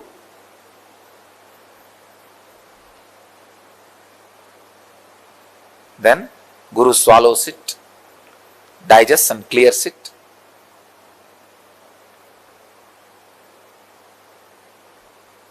After that, when the churning happens, only then the nectar comes out, enlightenment. Even when the enlightenment comes, some of the demonic thoughts will try to become immortal in you. But protector, Vishnu will take care. The Guru's grace is Vishnu. Guru is Shiva, Guru's grace is Vishnu. He will take care that demons don't become immortal. So all the good sacred sentiments you had will drink the nectar and become immortal. And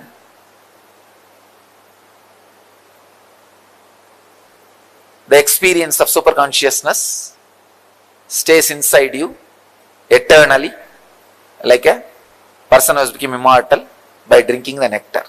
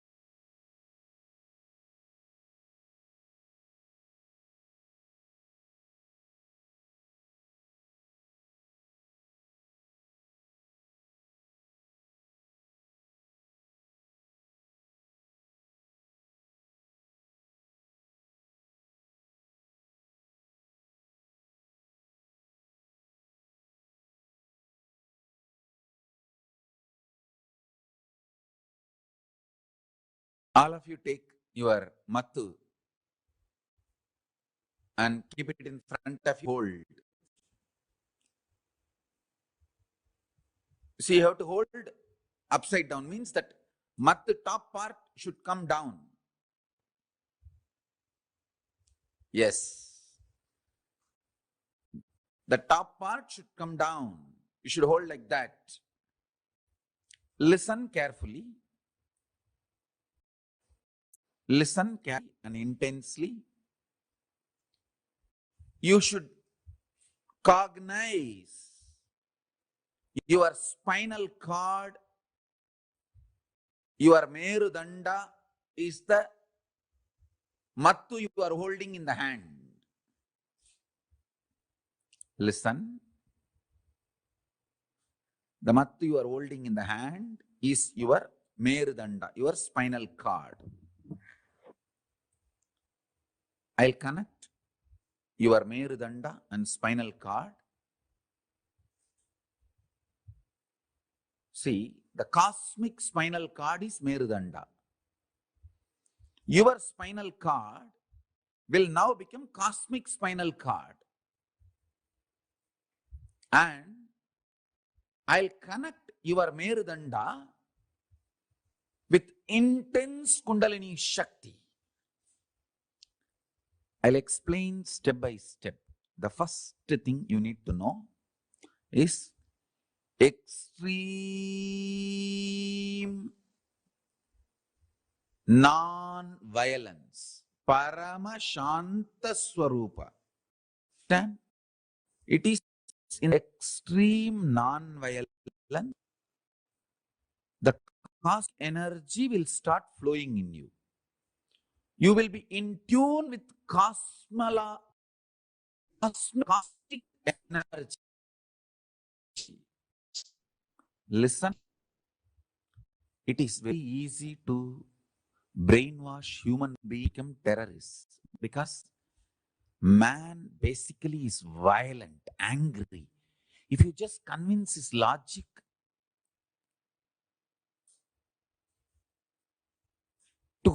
towards whom he is angry, he will become terrorist. But making you realize the non-violence and ahimsa is the real job. Understand? Making you realize the non-violence is the greatest job. Very easy to make a man terrorist. Because making a man terrorist is too easy. Brainwashing a man to become a terrorist is too easy. But here, in Hindu Gurukul, we make you completely non-violent. Pure ahimsa, paramashanta swarupa. Listen. People ask me, oh, don't we need little bit of violence to defend ourselves? Listen. All my Gurukul kids, I am not making you human being. I am making you divine being. Divine beings don't need violence. You are protected by Kala. You don't need violence. All my kids, be very clear. All my kids whom I am initiating you now with the power manifestation science, listen carefully. All of you do not need any violence. I am making all absolutely divine being. All of you need only intense Paramashanta Swarupa of Paramashiva's dimension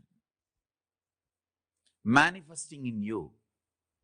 Even your eyes, anything you see should be blessed. Understand? All my Gurukul kids listen. In every inch, I am evolving you to become Paramashiva, the divine being.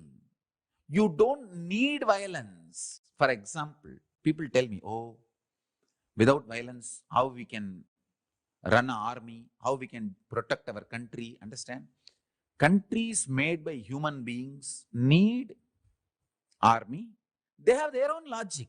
They need army, they need defense, they need all that. But you all belong to the Kailasa, country made by Parama. You don't need army. You don't need violence. You only need intense power manifestation. I want all of you carry the intense bliss, non-violence even in your eyes. Listen carefully. All my Gurukul kids I am initiating now into the courtyard session. Listen carefully. So, listen carefully, intensely. Now I am going to churn your Merudanda, spinal cord. Listen. I am going to churn your spinal cord with intense Kundalini awakening. Extreme non-violence. Absolute Shanta. Paramashanta Swarupa. That is a fundamental requirement for power manifestation. Please be very clear. I am not against some country having army. It is each country need to protect themselves. That is their logic. That is different. Here I am preparing all of you to become gods, goddesses. Kailasa does not need any army. You are part of the great cosmic nation. Paramashiva's cosmic. You don't need violence. You are getting prepared for enlightenment. You are getting prepared for power manifestation. Now, I am initiating. I give you the assurance. Kala Bhairava is protecting you. You do not need any violence, any anger, any self-defense mechanism. All of you listen. Kala Bhairava is protecting you. You don't need any violence. You don't need any anger. You don't need anything to defend yourself or any reactionary assumptions. Just rest in Paramashanta Swarupa, Paramashiva. All the kids whom I am initiating now, listen carefully. This is the boon, powerful cognition I am giving it to you. If you want to test the power of this powerful cognition, go and tell the same to any rose plant in Bididi. They will just drop the thorns. Understand? This is a powerful science. The powerful science. Earlier we had kids growing the rose plants without thorn. Now start again. You cannot touch the plant. Sit next to the plant and tell, Paramashiva has blessed me. I am protected by Kala Bhairava. I don't need violence. Praying to Kala Bhairava, connecting with Kala Bhairava, I give you abhaya. You are protected by Kala Bhairava. You don't need any defense. Drop the thorn. Power of your cognition. The plants will drop the thorn. There you can test the power of the initiation I am giving you now. This is the first step. Understand cheap people. Aim of defense. Justify their violence and anger which actually kills them. All of you are Subramanya, prince and princess of Paramashiva. You don't need any defense. Paramashiva is protecting you. Kala Bhairava is protecting you. Don't worry. Only cheap people need their own defense. Actually, they don't need defense, but they justify their violence with the idea that they need to defend themselves. Forget about all of that. All Gurukul Balasans, you guys listen. Listen to this very deeply, very clearly, and cognize it. When you cognize non-violence, Paramashiva wakes up in you. Listen. Egoham Bhagushyamaha. Paramashiva, when he manifests, when one becomes many, first thing he says, let me become many to celebrate me. A non-violent wake from the sleep in this way only. Listen carefully. See, every morning, from Samadhi, first thing, why I am waking up? See, in Samadhi I am one. Why I am becoming many? The first thing, I am becoming to enjoy myself. I am waking up for my Gurukul kids who are my own. See, each of you are me becoming many. I just remember, I wake up to celebrate myself, one becoming many, and manifesting me. All my Gurukul kids are me, multiple me. Multiple me is all of you. So listen to each of the statements. I am one in Samadhi. I became many to celebrate myself. Now, first thought I feel why I should wake up is, my kids are waiting. Let me go and see them, initiate them, make them manifest me. So I am one.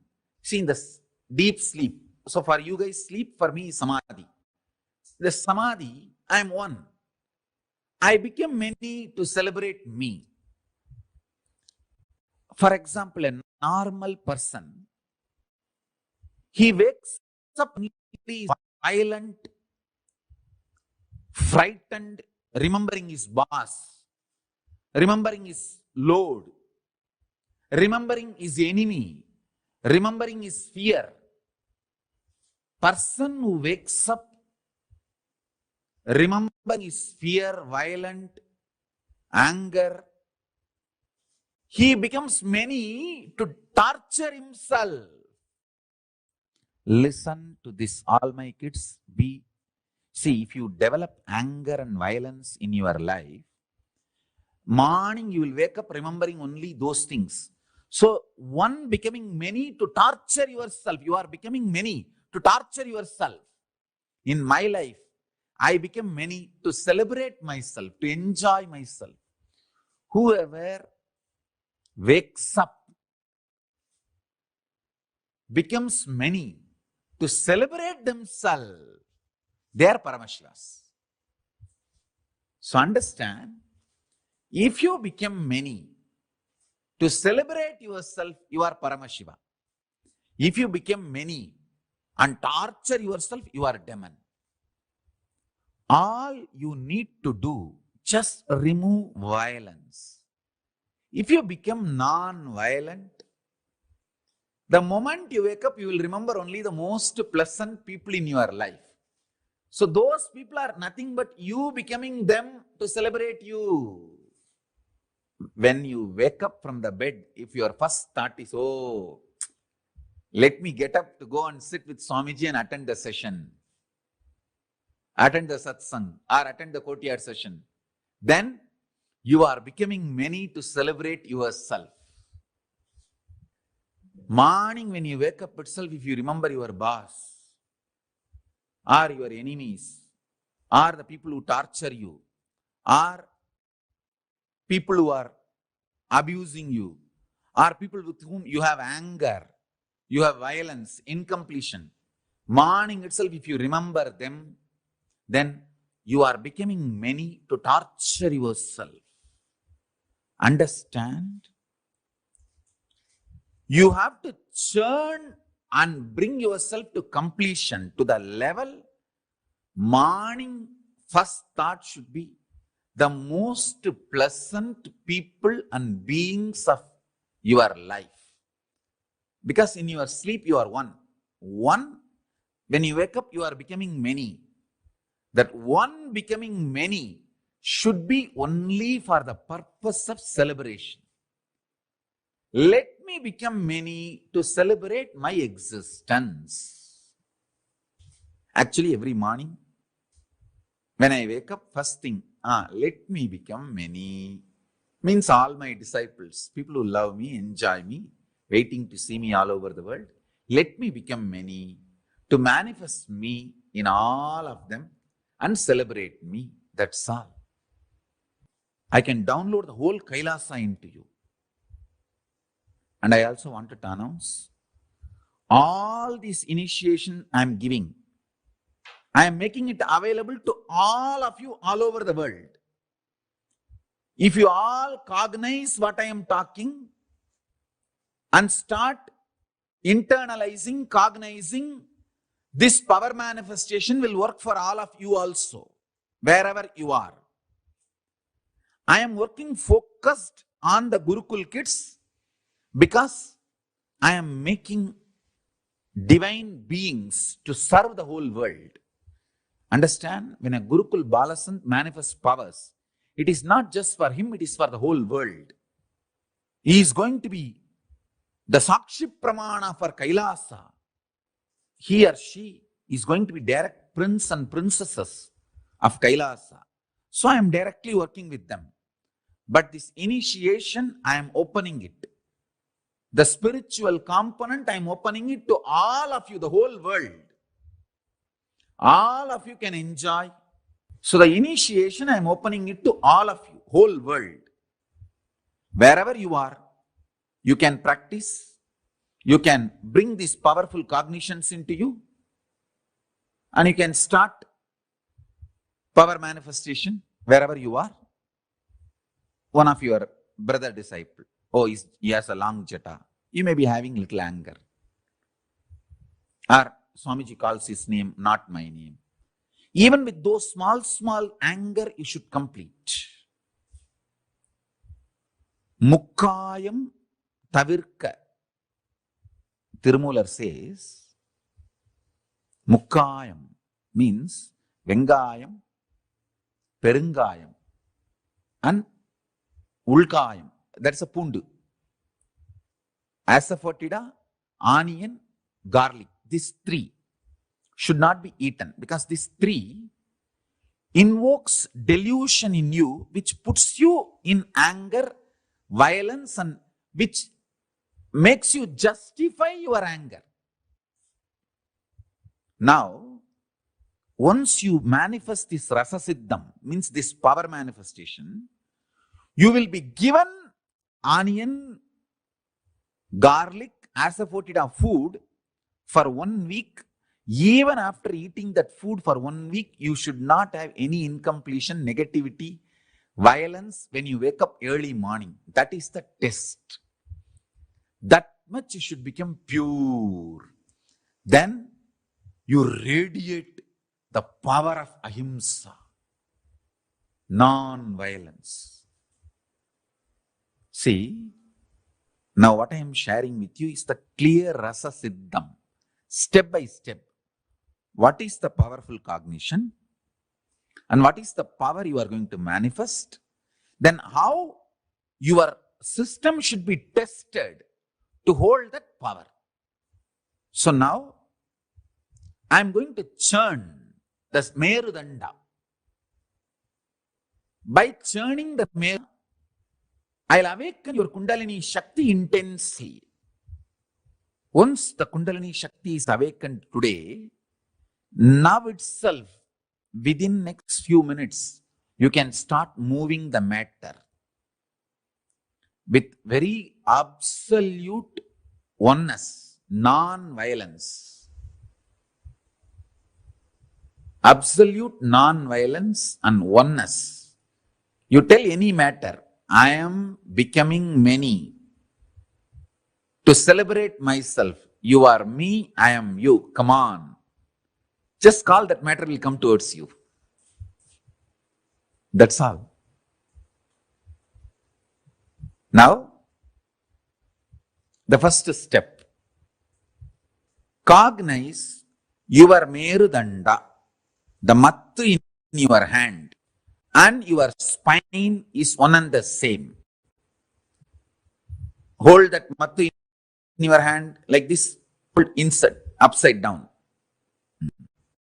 Sit in Padmasana. I made Padmasana without touching the leg. Listen, see here. Without touching the leg, you should sit in Padmasana. My kids should be yogis. You should not touch the leg. After sitting in Padmasana, you can touch. But when you are sitting in Padmasana, you should not touch the leg. My kids should be yogis. Come on. Now hold. The mattu, top side should be bottom. Keep on the floor and hold. Visualize, cognize your spine and the mattu is one and the same. Because now when you churn the mattu, I am going to churn your spine. Through Kriya, I am going to awaken your Kundalini Shakti. Hold the mattu with both the hands. Hold the mattu with both the hands. Hold it. Cognize now. Do not chant along with me. You just sit and cognize. I am going to awaken your Kundalini Shakti. You just churn the mattu slowly and cognize your Merudanda. Your spine is getting churned. Om Nithyananda Paramashivoham. Please do not chant along with me. You just sit and only churn the Meru. Churn the Merudanda. You are only supposed to give work for your hand and visualization. Visualize your backbone is getting churned. Cognize that. Actually, I am churning. So cognize that. Om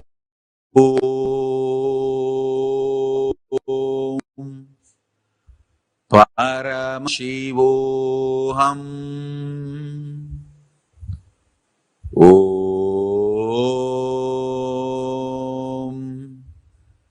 Paramashivoham.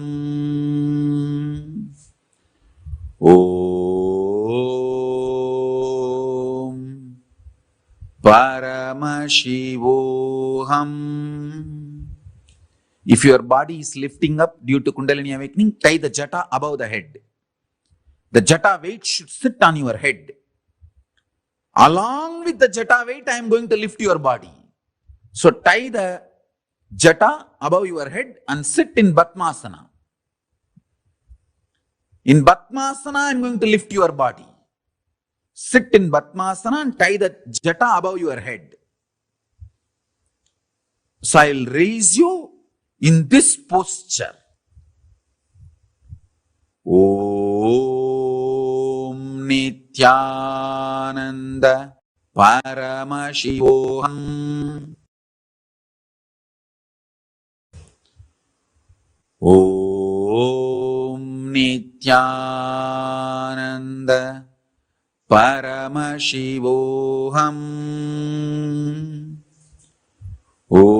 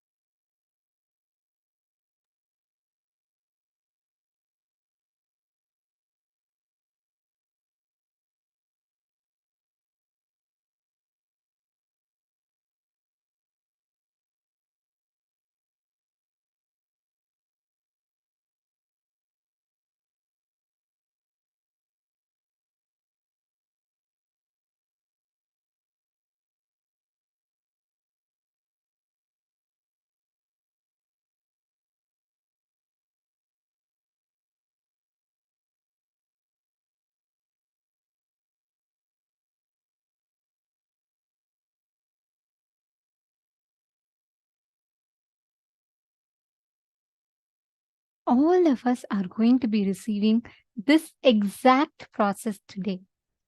The Rasa Siddham process, like Swamiji revealed to us so beautifully, this is the secret, this is the initiation that Swamiji gives to his own extensions. And today, all of us are going to be receiving this powerful process.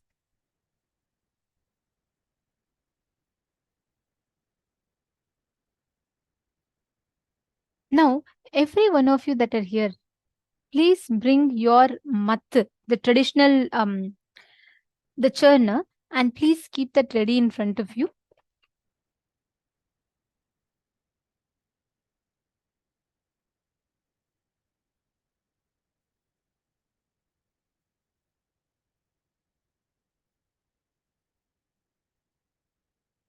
Come, Martin. Seema, don't worry. Like Swamiji said, if you do not have one, do not replace with plastic. You should only have it in metal or wood. It should not be in plastic. If you do not have one, then you just visualize your churning and move your hands in that movement.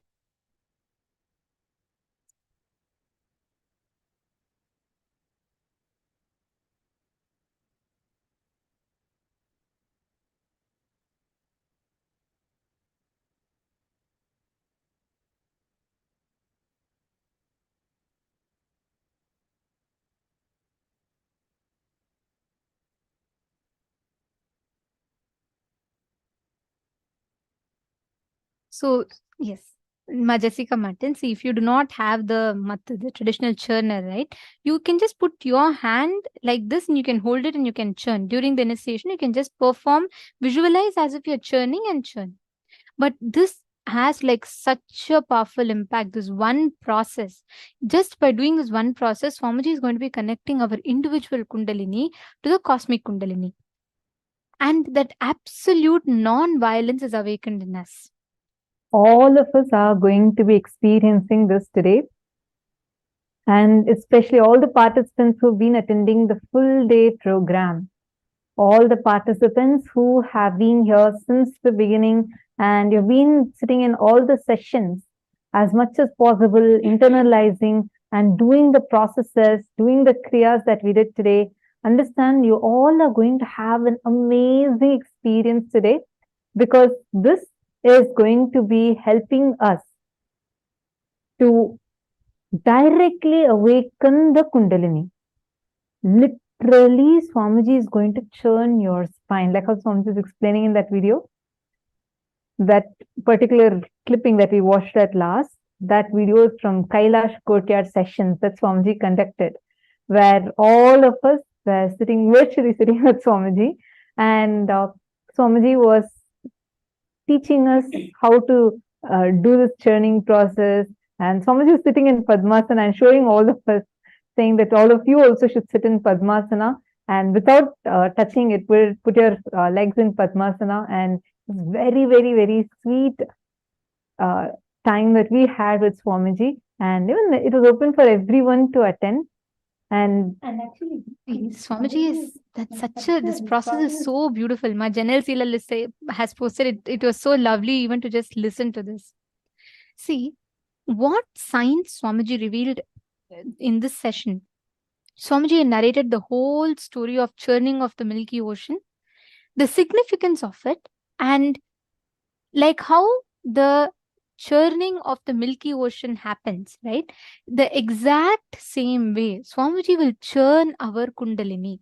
And all the patterns, incompletions, like Swamiji is explaining the churning of the Milky Ocean story. Like how when they churned, first the poison came out. Once all that poison, Mahadeva himself took it on him, then all the best things started coming out. Finally, the Amrita came. Same way, during this process, when Swamiji continuously churns, all your poison, Swamiji will just remove it. All the patterns in us. Swamiji will just remove that completely and he will bestow us with that nectar, with that overflowing ecstasy in our inner space. Like Swamiji explained, that is a space of Paramashanta. Absolute non-violence, absolute bliss.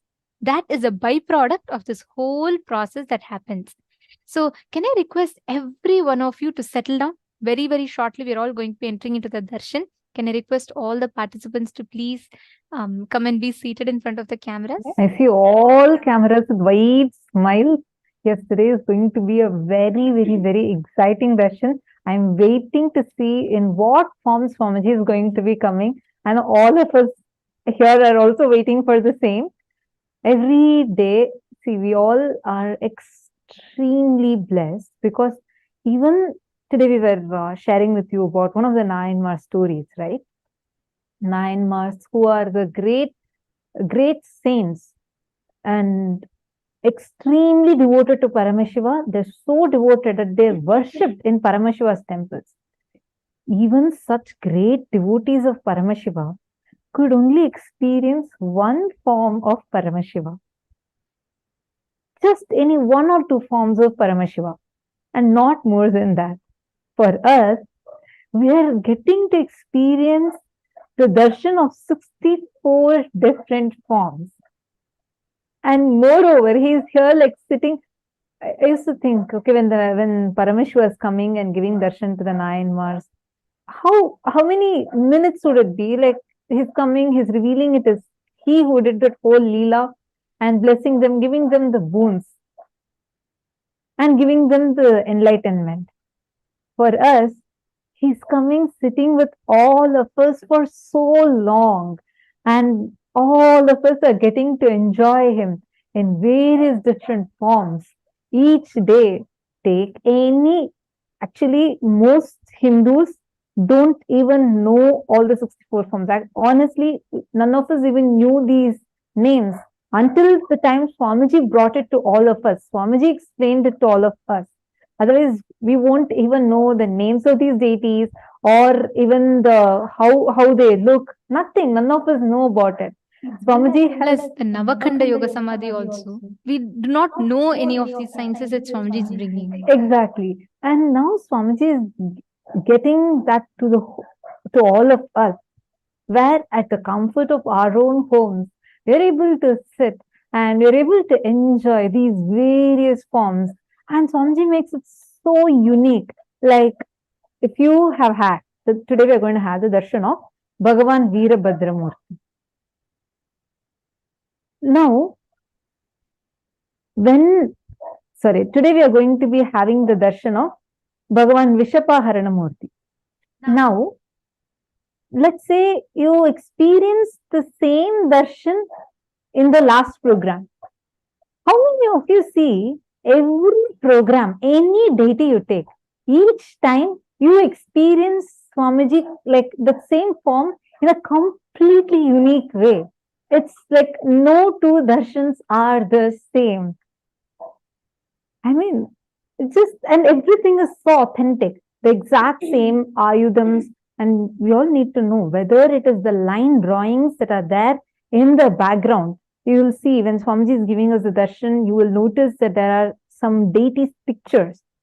Swamiji goes to the extent of ensuring even those pictures are exactly as per the Agama. Swamiji pulls out the reference, which book, whichever Agamic book is describing that particular deity's form. Swamiji pulls out that reference and ensures that exact temple where this form of Paramashiva is worshipped, that reference is taken, and that exact Moolavar forms and the Agamic forms, these are the forms of the deities that we get to see in Swamiji's background.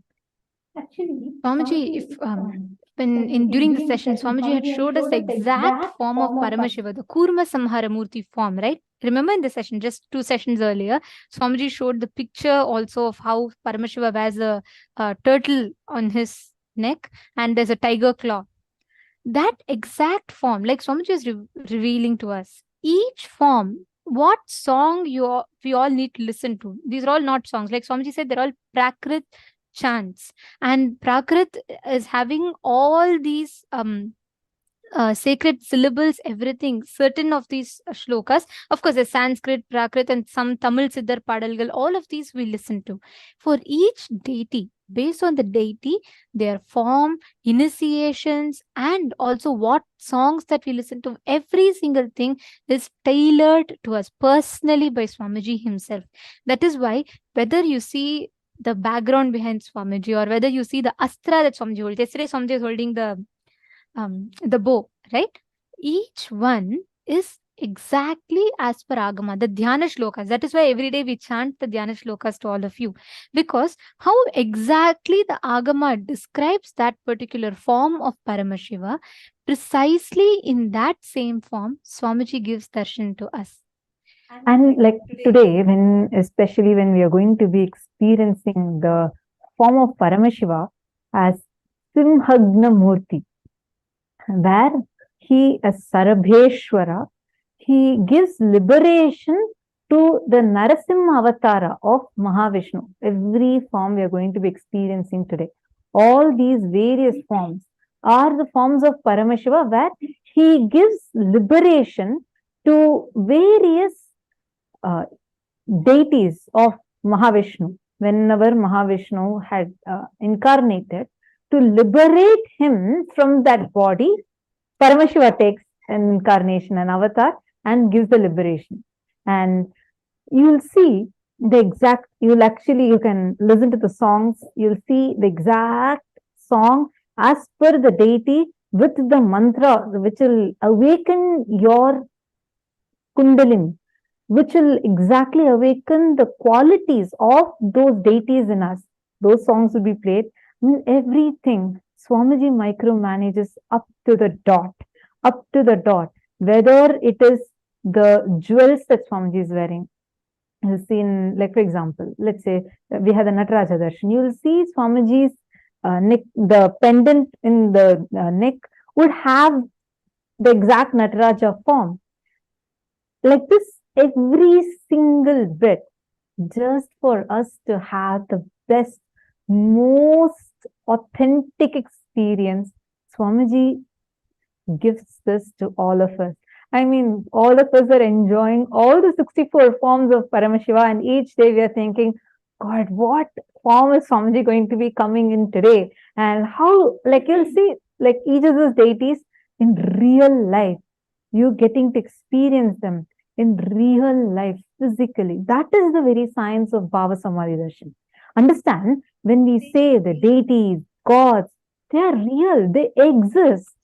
They exist in Kailasa. When we learned about the 14 planes of existence, the beings really exist there. The science of making the higher level beings land in this plane is unique to Hinduism.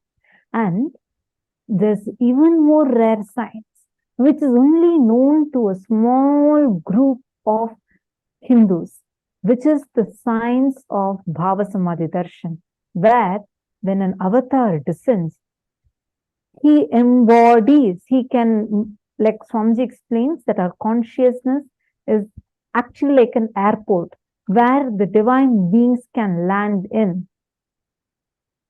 That is what we experience during the darshan. When Swamiji is giving us darshan as Simhagna Murti, Sarabheshwara, literally Bhagavan Sarabheshwara's form of Paramashiva lands inside Swamiji and manifests through the physical form of Swamiji, where the Nijavatara manifests the pure consciousness, the being, and the physical embodied form.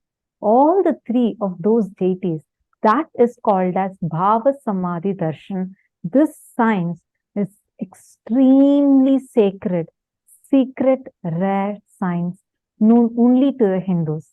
And Swamiji is reviving this science so much. Like Swamiji is the one who has given the maximum number of Bhava Samadhi Darshans and is continuing to give, keeping this tradition alive and reviving the tradition to all its glory. Today, you see, we have people from 85 plus different countries where all of us are sitting and saying, okay, today we are having the Bhava Samadhi Darshan of this form of Paramashiva. I mean, even for us to be aware that this science exists, this is what Swamiji has revived and made it available to us, and he himself is giving it as an experience to each one of us.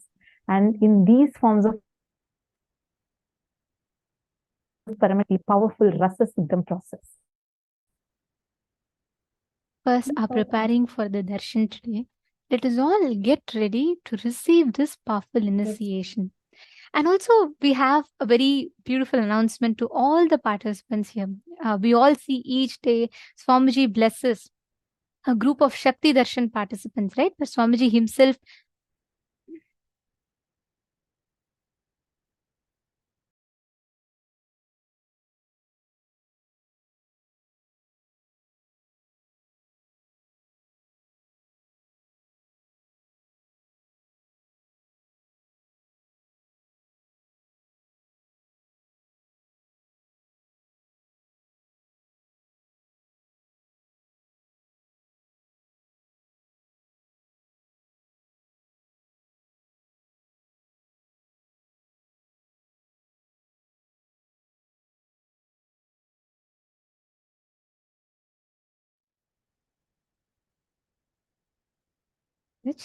so every day we see that a group of exclusive participants get to hear the blessings directly from Swamiji. Of course, all of us receive the blessings in the chat.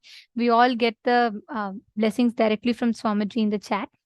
But every day, the Shakti Darshan participants, they all get the blessings directly, where Swamiji calls their names and Swamiji blesses each one. They're all the participants who have offered the Pratyaksha Pada Puja to Swamiji, and they're all receiving the blessings after they offer the Pratyaksha Pada Puja to Swamiji. And many of you had requested even yesterday that how you can offer to Swamiji and how you can get these blessings from Swamiji. So on the coming September 19th of September, on the auspicious occasion of Ganesha Chaturthi, every one of you have this amazing opportunity of offering the Pratyaksha Pada Puja. Yesterday we had shared with you all. To all the participants, just to make sure none of you are missing it once again, we'd like to take you all through very quickly. We'll share the link in the chat for all of you. The support desk team will be posting the link in the chat. On the 19th of September, Swamiji himself will be accepting the Pratyaksha Pada Puja and the Tulabharam Seva. We will be explaining to you all more on that elaborately. But the Pratyaksha Pada Puja is where you can offer your love, your gratitude to Swamiji in the form of Pratyaksha Pada Puja. And in your name and for your entire family, the Pada Puja will be offered in the temple and the Sankalpa will be chanted. And Swamiji will himself directly bless you and your entire family. You get to ask boons to Swamiji himself directly. So this is an exclusive opportunity for all of us on the 19th of September. So if any of you are interested, you'd like to make the offering, you all can head to events.kailasa.org/payment. The link will be posted for all of you in the chat. So you all can head to the chat. The support desk will be posting the link. And now, let us all prepare ourselves for the darshan.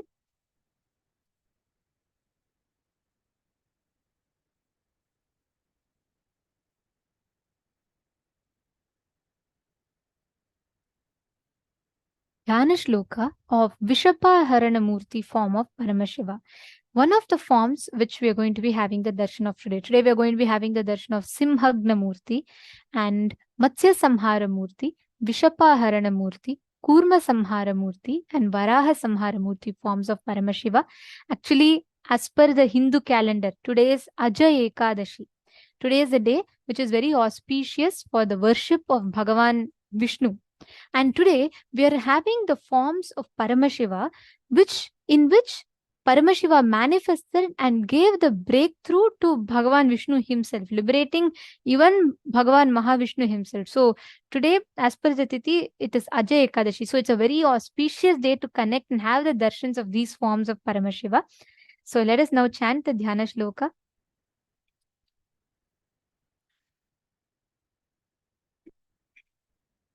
अभयवरदहस्तं टङ्कसारङ्गयुक्तं शशिधरमहिभूषं पीतवस्त्रं त्रिनेत्रम् शिवमसितकलाट्यं तं वृषारूढदेवं विषहरणकमीशं चित्रपिञ्चाट्यरूपम्.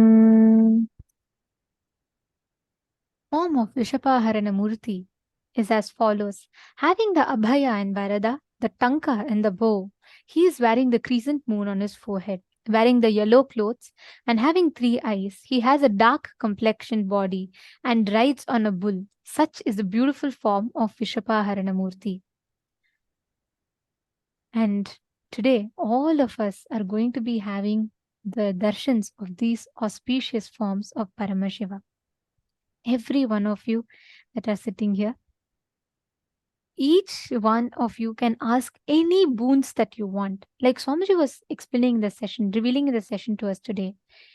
Any poisons, internally or externally, that you wanted to be removed, connecting to this particular form of Paramashiva, the Vishapaharanamurti form of Paramashiva and the Kurma Samharamurti specifically, of these forms of Paramashiva will remove any kind of poisons that is sitting inside you as patterns or physical toxins in the body. All of these you can just connect to this particular form of Paramashiva and you can get the blessings, and this form of Paramashiva will just remove, he will just suck out all the problems, all the poisons, internal, external, everything in your body, and he will liberate you from all of that. Just like how Paramashiva bestowed that liberation even to Kurma, the form of Mahavishnu, same way Paramashiva will be liberating us from all the delusions. Swamiji is himself going to be conducting this powerful alchemy process for us, where he'll be liberating us from all these delusions and giving us the ultimate awakening of Kundalini. So we have the cosmic alignment as well as the cosmic happening right here, where Swamiji is going to be manifesting all these forms of Paramashiva for all of us to experience. So get ready. How many of you are excitedly waiting for today's darshan? And mainly to have the darshan of these forms and enjoy the various ways in which each of these forms are manifesting through Swamiji. I feel a lot of excitement and smiles. It's me. Understand? Now all of you, just sit. You don't need to do anything. Make sure your distractions are away from you. Have your another device, have a phone or another device through which you can post your prayers in all of the 6 platforms that are there, and just sit. Just be here.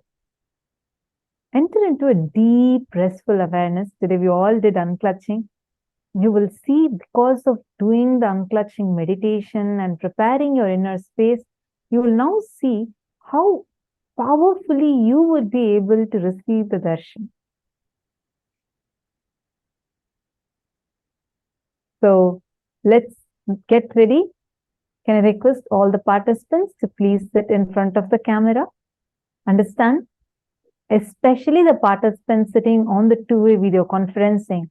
All of you are not just receiving the Diksha alone, you're receiving one more special initiation, the Nayana Diksha, where just through a look, Swamiji transmits these initiations to you. Understand, during the darshan, Swamiji personally sees every single participant. He goes screen by screen and sees every single participant. So make sure you're sitting in a well-lit room. Make sure that you're clearly visible.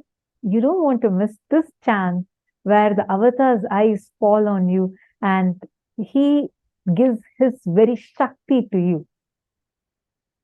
See a lot of you smiling widely. Yes, Swamiji really sees every one of us. All the participants on the two-way, be informed, each of you are being directly seen by Swamiji. Individually, Swamiji sees every single screen. And Swamiji blesses and initiates each one of you personally. That is why it's completely different from when you sit and watch on YouTube versus sitting and having the darshan through the two-way video conferencing. Let us all now get ready to receive the darshan and the very powerful Rasa Siddham process. Please sit straight with your head, neck and spine in a straight line. Chant the Mahavakya. Om Nithyananda Paramashivoham.